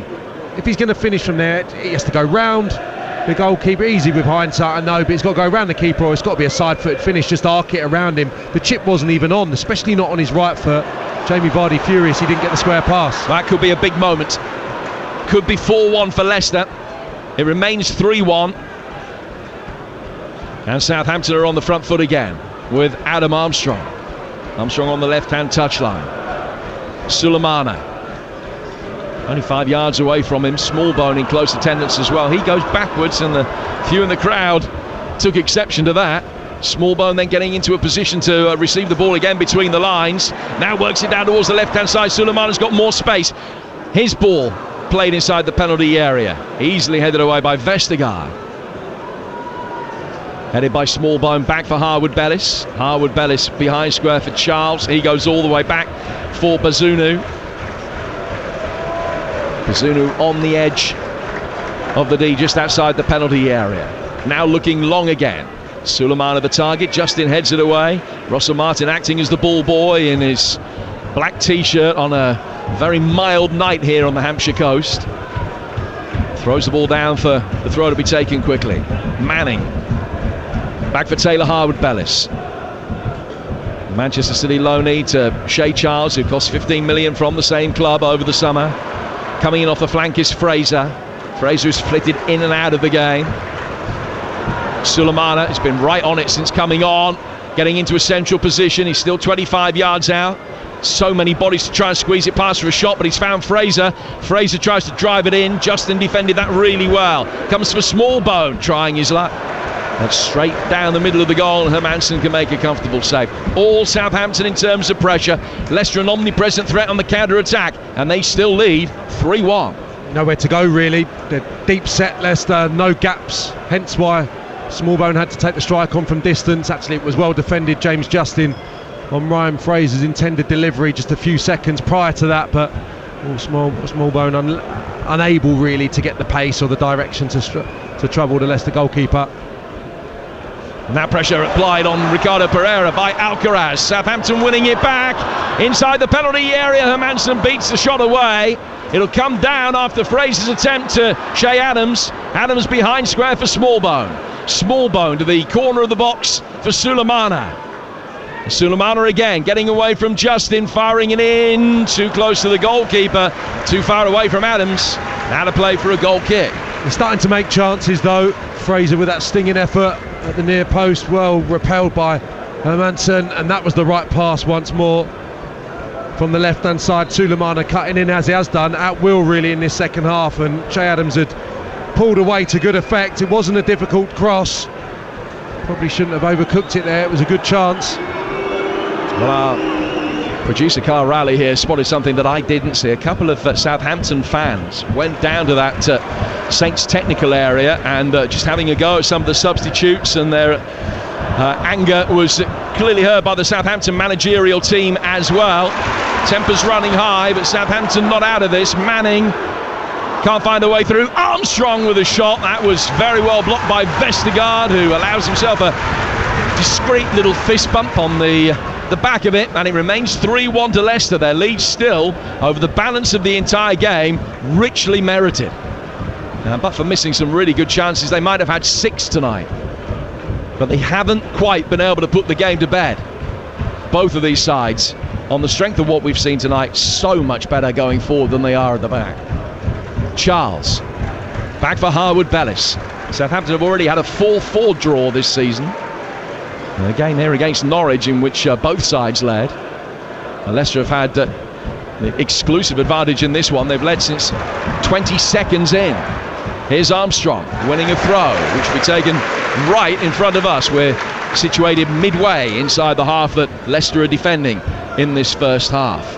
Abdul Fatawu is getting ready for action. His number 18 shirt visible away to our right hand side. He's just getting his final instructions from Leicester's Danny Walker and Willie Caballero, who up to the end of last season was Southampton player, now Leicester assistant manager. Sulemana, left hand side of the box, trying to get past Justin, wins a corner. Well, we were surprised that Adozi came off, Sam, but Sulemana has been superb. Yeah, been really good. That was expert defending from James Justin, just when I thought he was going to commit himself to a challenge, go to ground potentially and give away a penalty kick. He absolutely stuck to his task there just to concede the corner. We've had 25 shots tonight, and more than half of those have been on target. Southampton just with the majority. Corner taken short. Sulemana, oh, he's given it away, and Mavididi will be able to make his way forward, and he's got past Smallbone, and he's got 2 either side of him, and he's running 50 yards, 60 yards, 70 yards, fires it in. 4-1 Leicester. Classic counter-attacking goal. And it was something that we talked about in the first half, the fact that Southampton on attacking set plays keeps so many bodies forward. And when possession was turned over, Leicester could rampantly run up the field. Sulemana couldn't get back, Smallbone couldn't get back, Mavididi went 30 yards, 40 yards, probably a full 50, 55 yards before drawing the keeper, slotting it past him. It's Southampton 1, Leicester 4. Sulemana's mistake. You're right though, Jim, I don't want Will Smallbone back there being the safety net, being the safeguard, because he hasn't got the pace, the athleticism really. That said, it's wonderful stuff. Mavididi is a flyer when he gets going. I can't believe he shot. He's got Dewsbury Hall square of him to the left. I thought he's surely going to just pass it to his left-hand side where Dewsbury Hall would have had the open goal, but credit to him. It's a brilliant, driven finish into the far side netting. Wonderful goal from a player. I tell you what, he's been exceptional tonight. Carl Walker-Peters won't have a tougher game all season. Brilliant goal. Well, on the back of the goal going in, the same fan was down angrily making his point to the Southampton staff, dressed in a slate grey t-shirt and angrily wagging his finger Security very quickly on the scene. It was a peaceful protest, but one that was heartfelt. I wonder exactly what words were used. Another gist of it. Southampton on the back of that have made a change. Fraser has come off and he's been replaced by Stuart Armstrong. Leicester haven't made their changes yet. Fatawu will be on very shortly. Just over 20 minutes to go. Southampton 1, Leicester 4. Southampton can't say they weren't warned, because Leicester spurned a really good opportunity to make it 4-1 only 2 or 3 minutes prior to that. Mavididi the guilty party that time, but he made up for it with an excellent finish. Steffi Mavididi making it 4-1 with his second goal since his move to Leicester. And those are the Leicester fans that you can hear.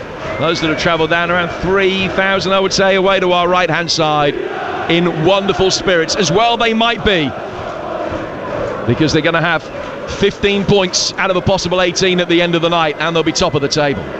Here's Cassidy, can't find McAteer, and the ball goes out of play. Might be McAteer that comes off here.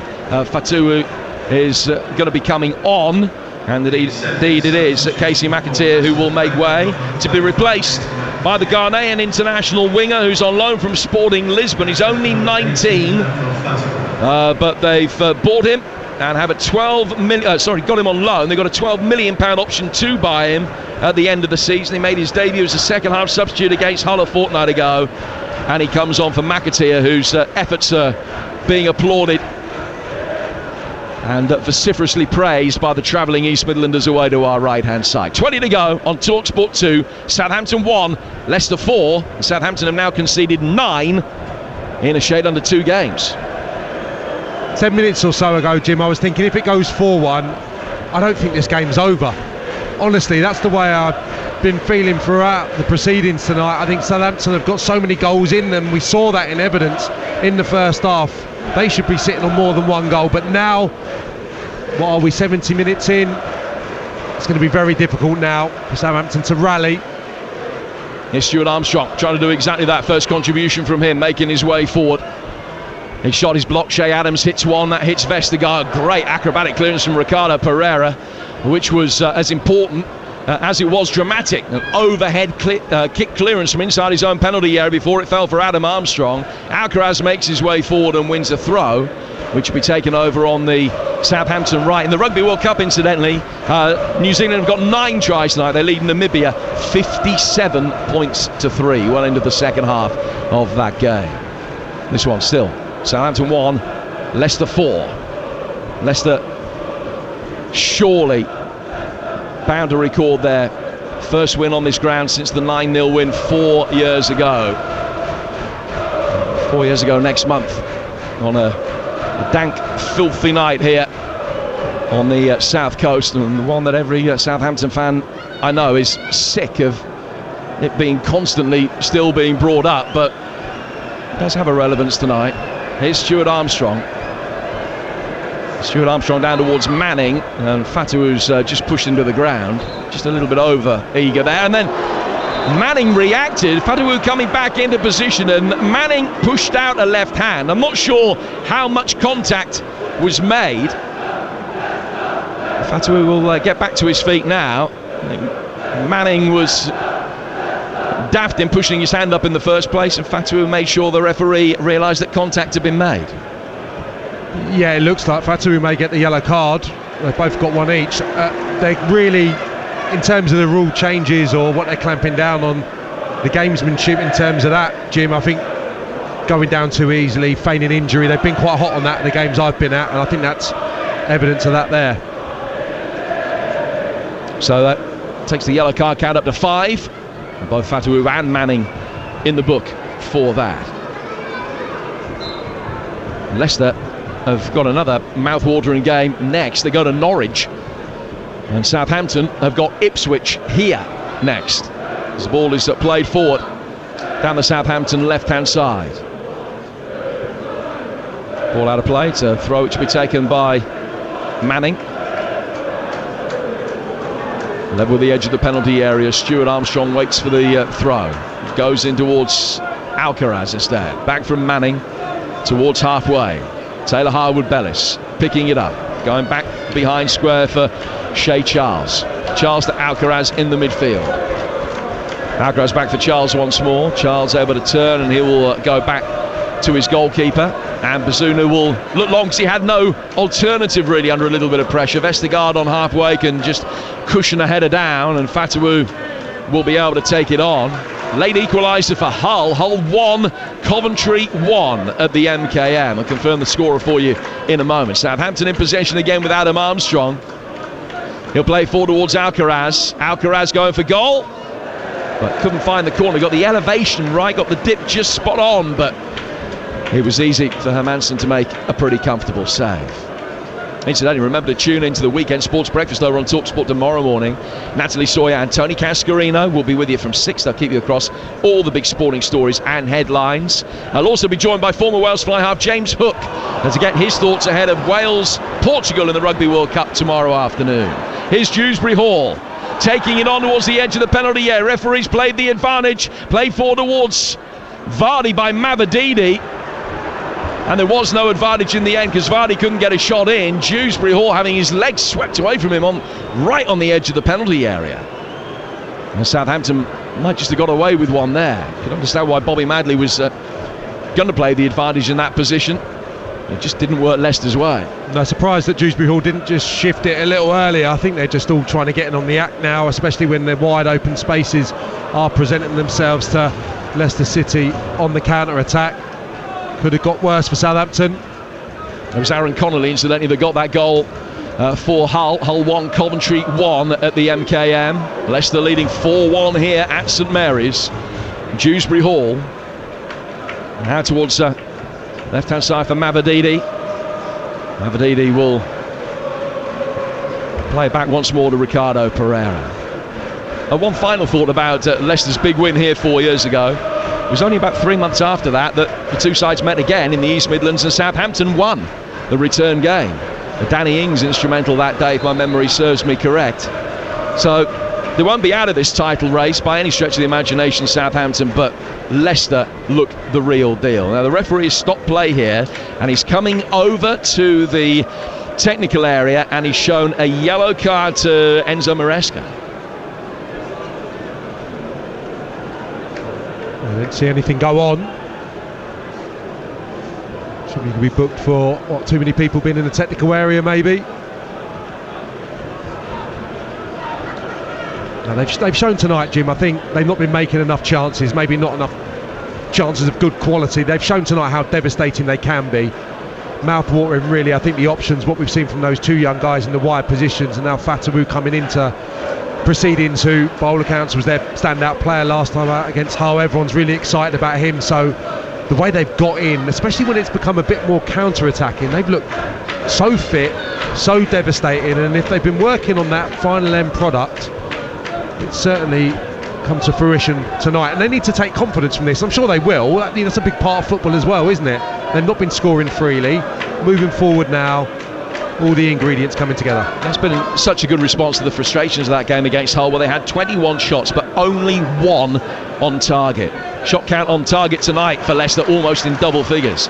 Adams linking up the play well for Southampton here. Played down towards Kyle Walker-Peters on the right hand side of the penalty area. He's got 4 to try and pick out in the vicinity of the box, and ends up giving a free kick away. That was really well done by Mavididi to get back goal side and make life difficult. Southampton will make another change. Joe Aribo is going to come on to replace Che Adams. Aribo, who has scored in a European final in his career back in his Rangers days, and he will come on to replace Che Adams with 13 minutes to go. Maybe just Adam Armstrong just shifted up front, and Aribo playing an attacking midfield role. I suppose that's a product of Adams having the international games in the minutes, so maybe just been a little looked after by Russell Martin. Now the game's probably gone. Not particularly with another game coming up Tuesday, as I mentioned, Ipswich here. And Ipswich, another side that have had such a good start and will fancy their chances. Have we seen the potential championship champions tonight? I wouldn't want to go too early, but it's a bit of a statement, isn't it? I think everyone would have looked at tonight, given about a few weeks of the season. First time two relegated sides have met this season. Window closed. It's a proper opportunity, isn't it, for the managers to to blood maybe what's going to be the 11s or close to moving forward. So especially in attacking positions, there's work to be done defensively unquestionably, and we've got Conor Cody potentially to come back in at Leicester, so that could change.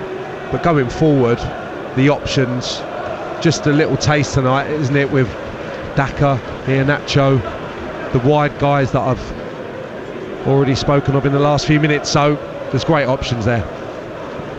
They've scored 11 this season now in their 6 games, or late into their 6th anyway. Here's Casadei with a little layoff, the tall Italian finding Fatawu. He couldn't get past a decent challenge which came in from Sulemana. Southampton will try and get going through the midfield again. It goes out towards Aribo. Aribo has got 3 to his left, and he's got Walker-Peters on the overlap. Still Aribo goes, played in Walker-Peters. Armstrong trying to get in at the near post, and the goalkeeper has kicked it behind and out of play for a corner. Yeah, really good from Joe Aribo. The release was perfect. The timing of Carl Walker-Peters' run, and just a fraction too heavy, maybe a bit too straight, needed to be dragged back into the 6-yard box for a one-touch finish from Armstrong, but Hermanton on the spot to make the intervention. Southampton preparing to take this corner. It is their 3rd of the second half, their 9th of the game. A left-footed in, swinging towards the edge of the 6-yard box. Harwood Bellis was the target. It was knocked away. The counter-attack could be on again there with everybody pushed forward. Stuart Armstrong, the deepest of the Southampton outfield players, was 15 yards outside the penalty area, but he could deal with it as Leicester threatened to break. And that was how the 4th goal came. Ball goes out of play. So another throw that will be taken over on the far touchline. I mentioned earlier, the last 8 seasons, the Championship champions have been one of the sides relegated from the Premier League the previous year on 5 occasions. You'd have to say, the very least, well, there are clearly others that have an outstanding chance. What we've seen so far in this Championship season, Leicester are the most likely of the sides that came down to win the title, if that run's going to be extended to 6 in 9. Southampton will bring it forward with Aribo, who's taken station on the right flank. He's got the chance to run at Ricardo Pereira near the corner of the box. Played in towards Stuart Armstrong now. Stuart Armstrong trying to trick his way through. He's got a couple of Leicester players around him, including Dewsbury Hall. He could affect the block, and then he'll work it back for Justin. Justin clears, and it hits his teammate Fatawu, and actually breaks back Justin's way. He then gives it away again, knocking it straight into the path of Aribo. Aribo turning one way and then twisting back the other, finding Smallbone. Smallbone to Aribo again. Aribo to his left-hand side. Armstrong, Alcaraz can't ride the challenge of Winks. Lays it off for Armstrong once more. Twisting to get into a shooting position but can't. Manning playing it forward. Sulemana, who had such a lively start when he came on, just sees the ball run away from him. His efforts have fizzled out a little bit over the last 10 minutes or so since Leicester went 4-1 up. And the Foxes can launch another attack on the left, and they're going to make a triple change very shortly. We'll be saying Iheanacho, Chowdhury and Yunus all coming on very shortly for Leicester, who still lead here on Talksport 2 by 4-1. Vestergaard down towards James Justin. As you will gather from the songs from the Leicester fans, a few of the Southampton faithful beginning to file out and make their way home. Very disappointing night for them, very disappointing start to the season.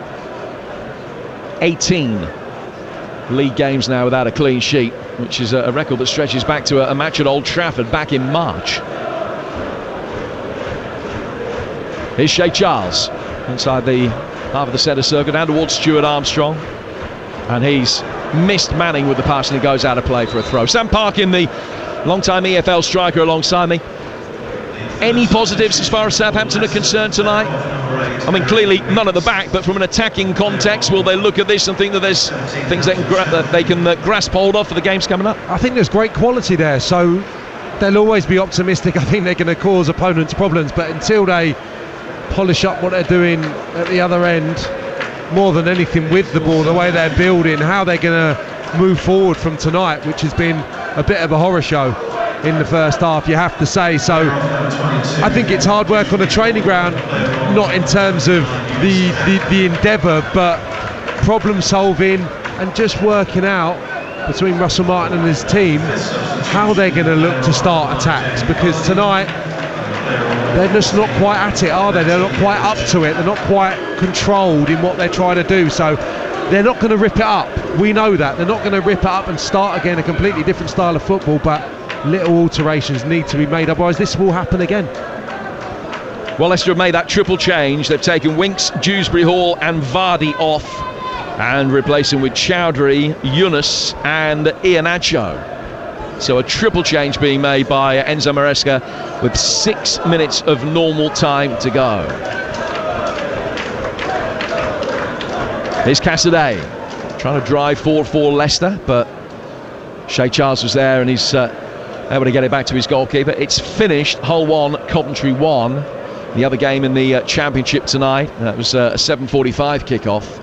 Late equaliser from Aaron Connolly in that game, making it Hull 1, Coventry 1. The Sky Blues had led through an hour through Joel Latibaudiere. Hull will be 5th at the end of the night, Coventry 11th. Leicester are going to be top with a good goal difference as well. Could be better yet. Fatawu out to the left-hand side of the box, taken on here by Mavididi. He's just klimped it in, but it's headed away on the edge of the penalty area, and Southampton can get it clear. Chowdhury, with a shock of black hair, is able to get there and lay it back inside his own half of the centre circle for Doyle.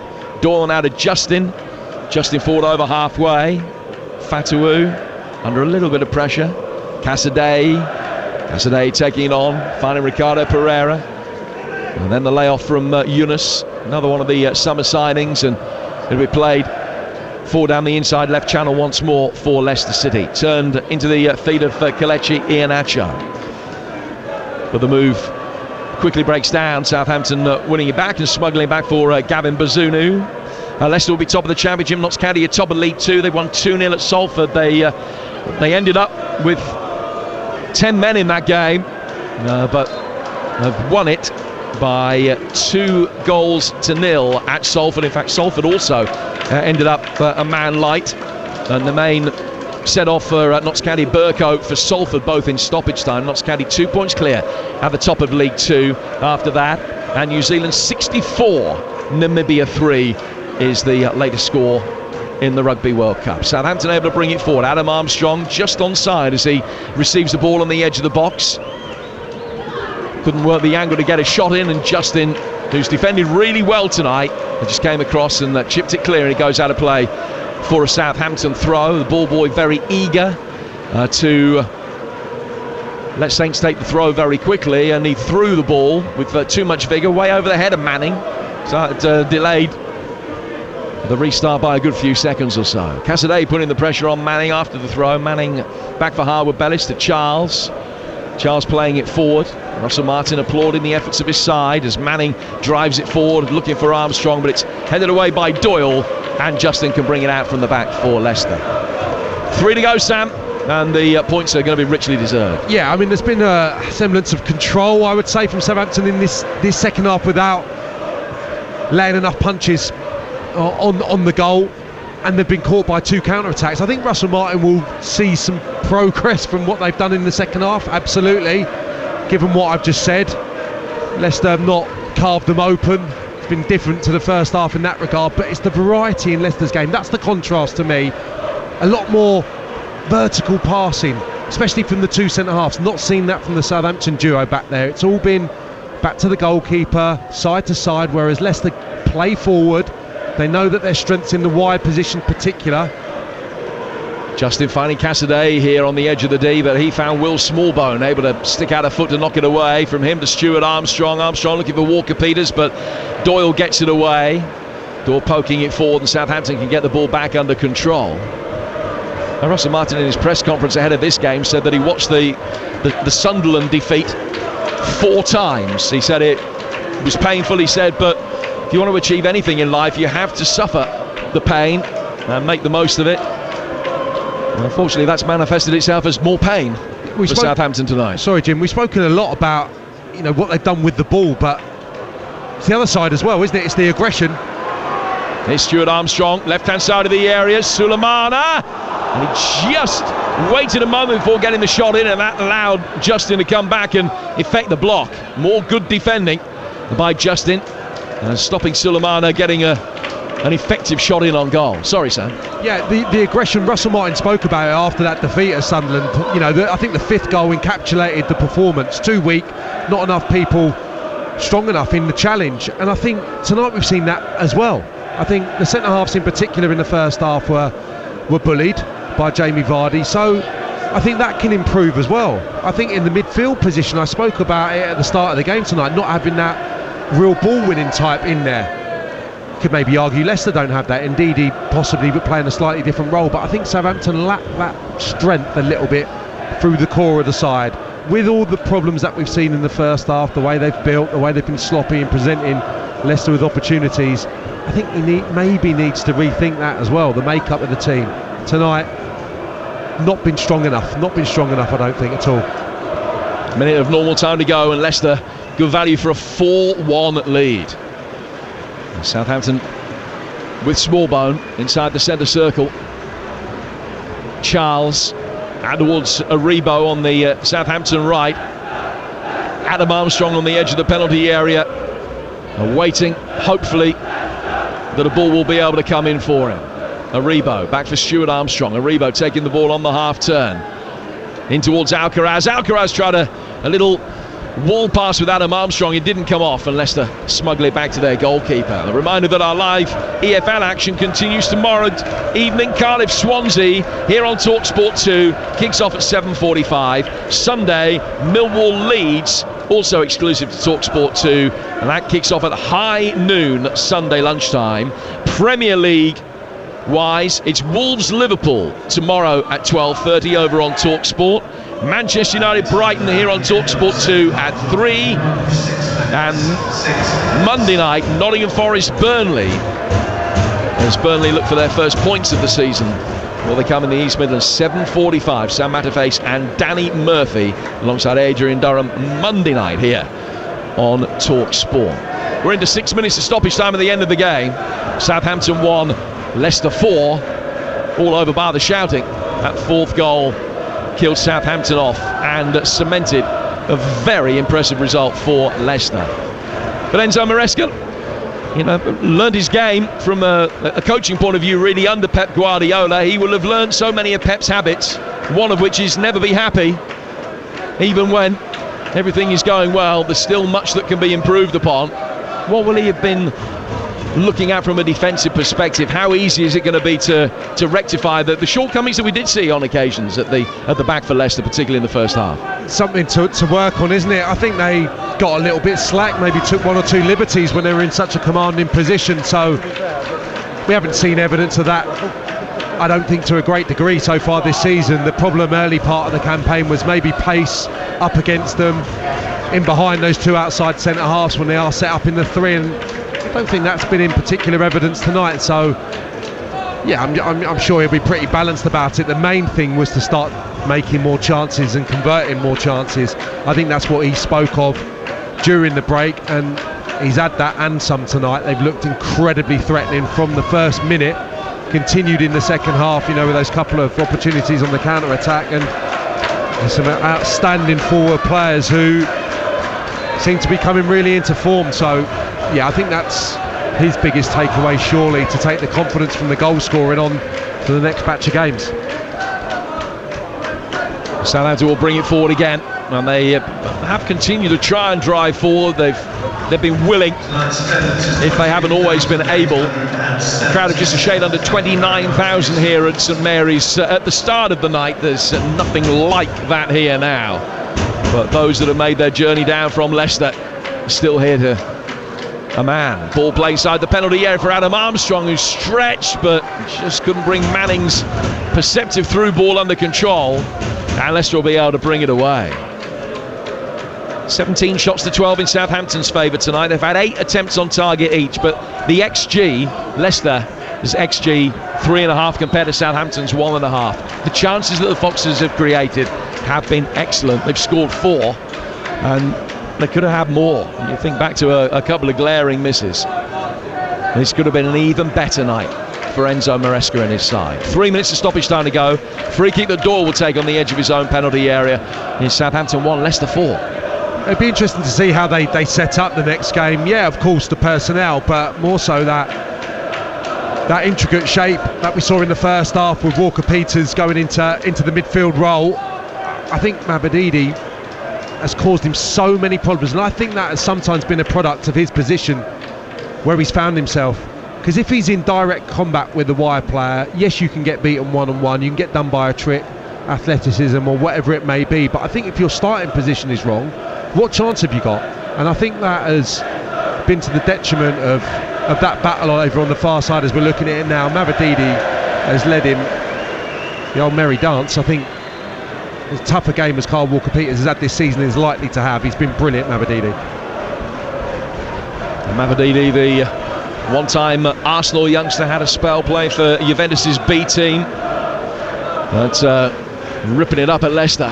71-3 in the rugby. That's a result for New Zealand against Namibia. So a big victory. Just counting how many tries they ended up with, 11 in total. 11 tries tonight for the All Blacks. 71-3 victory against Namibia. 4-1 Leicester lead. It might be 5 in a moment. Fatawu bringing it forward, and he's played in for Iheanacho, who has almost inexplicably blazed it over the bar from 8 yards out. Again, it's some sight when they're bearing down on goal. They're moving it so quickly. Fatawu this time, the architect of the opportunity. It's not a clip and it's not a strike. It's in between, isn't it, for Iheanacho? He's got to score. When he takes it beautifully onto his left side, you expect him to find the net. So, poor miss from him. Scored the winner in the FA Cup semi-final for Leicester against Southampton a few years ago. He got a couple here in the game in 2016. Stuart Armstrong under pressure has given it away.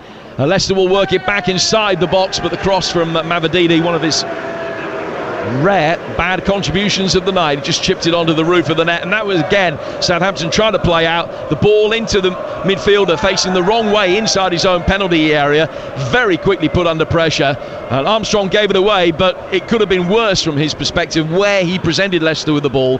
The Foxes couldn't make the most of it. Another great opportunity to extend their lead. I mean, the previous one, Iheanacho had the benefit of seeing it back. I think possibly Bazunu got something on that. Certainly the ball deviated away from the target.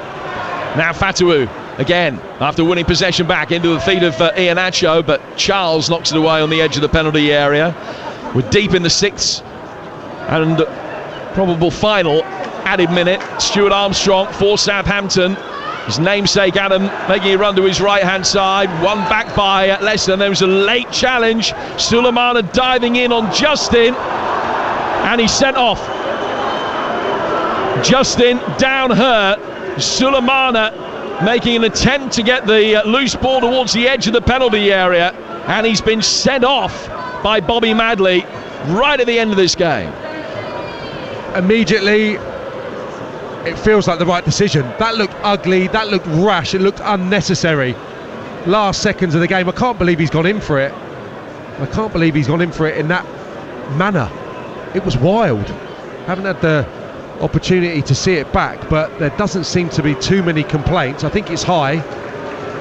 James Justin will be fortunate if he escapes without injury here. Well, he's had horrendous injury problems, Justin. He is helped back to his feet. It's done nothing more than superficial damage by the look of it, and he's should be able to continue okay. But Kamaldeen Sulemana will leave the field. Sent off. They've only just got him back after injury, and he now gets a 3-game ban. Just a completely unnecessary challenge. It looked like a challenge made by a forward who's not used to making challenges. Well, I don't think he catches him particularly high. Just seen it back. He catches him, but it's not as wild as I actually thought it was. Well, in the last 6 league meetings between these two sides here, Southampton have had players sent off in 4 of them now. The ball played from the free kick, which Smallbone can head away, and listen to the Southampton reaction. That's from the fans who are still here. They shipped 5 at Sunderland a fortnight later. They shipped 4 at home to Leicester. This battle of the two sides, relegated from the Premier League last season, comprehensively won by the Foxes, who make it 8 wins in 9 games either side of the summer break in all competitions. They maintain their perfect away start of this season. 5 away wins in a row they've had since Enzo Maresca came to the club, and they're top of the Championship tonight. They led for all but the opening 20 seconds. They blew Southampton away quite magnificently. Goals from Vardy, McAteer, and Didi and Mavididi. That is a statement win. Southampton 1, Leicester 4. Jim Proudfoot, thank you very much indeed. Leicester have soared back to the top of the Championship, and how a thumping win down here on the south coast. Some slick attacking football.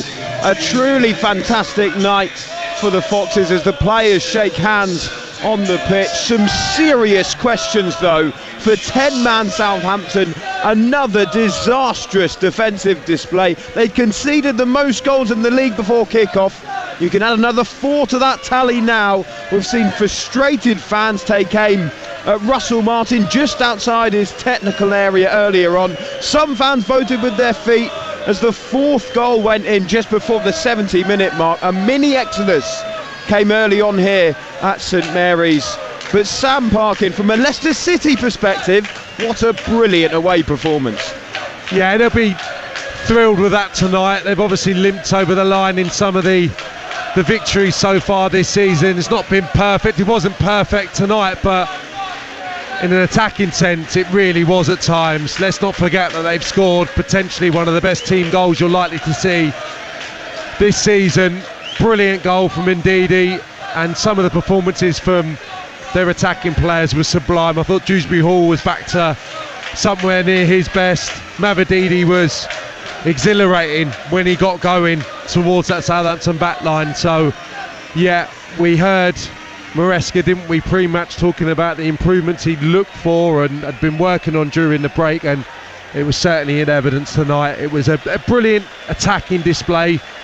Still not the complete polished article, but you're not expecting anyone to be, really, when it's a new side, only 6-7 games into the season. So job really well done. Yeah, the Leicester City players lapping up the applause from their away fans, whilst the Southampton players trudge off the pitch. Some good attacking play at times from them tonight, Sam, but they were far too open at the back. 9 goals conceded in 2 games now. How much pressure already do the last 2 performances put on Russell Martin, in your opinion? Puts pressure on the next game, I think. They need to bounce back. They need to... Does it become more? It becomes more than the result, maybe. It's the performance I think they'll be looking for in the next game. So it's going to be a challenging few days, but what we do know is that he's confident, he's very forthright in the way he wants to play. And like I said, I think the training ground is just making 1 or 2 alterations. He's not going to start again, is he? And completely change the style. So yeah, a lot of work to do. And the other thing that doesn't help him, Southampton's home form has been desperately poor for years. And they only won 2 games here all season last year. One of those actually against Leicester. They took 11 points here. Been absolutely thumped tonight. That is the first home defeat. But when you look at it, their home record now stands 5 home wins in 25 games in all competitions. So the fans that see them week in, week out, just see them lose more often than not. And that in itself adds pressure. So there are a lot of ingredients. Can you say a manager is under pressure after 7 games? It seems, in some ways, it seems quite counterintuitive, particularly after the merry-go-round of managers they had last season. But that pressure will come. If they lose at home to Ipswich here on Tuesday, I think that pressure will intensify. Sam Parkin, a last word from you. Have we seen the potential Championship champions tonight in Leicester City? It's early on in the season, but that was a fantastic performance. 8 wins from 9. Yeah, it's more like maybe what we anticipated from Leicester a few weeks ago. Maybe that's unfair on a new coach who's, you know, battling, trying to keep players at the club and sign a few as well before the window closed. So that was really exciting. Obviously in the first half they added to the the spectacle with some comical defending, so he won't be best pleased about that. But as an attacking force, I thought really good. I thought there was some great individual displays. I thought the midfield balance was really good. Encouraging, definitely encouraging. And over to Leeds, Norwich, who else fancy themselves being a contender this year?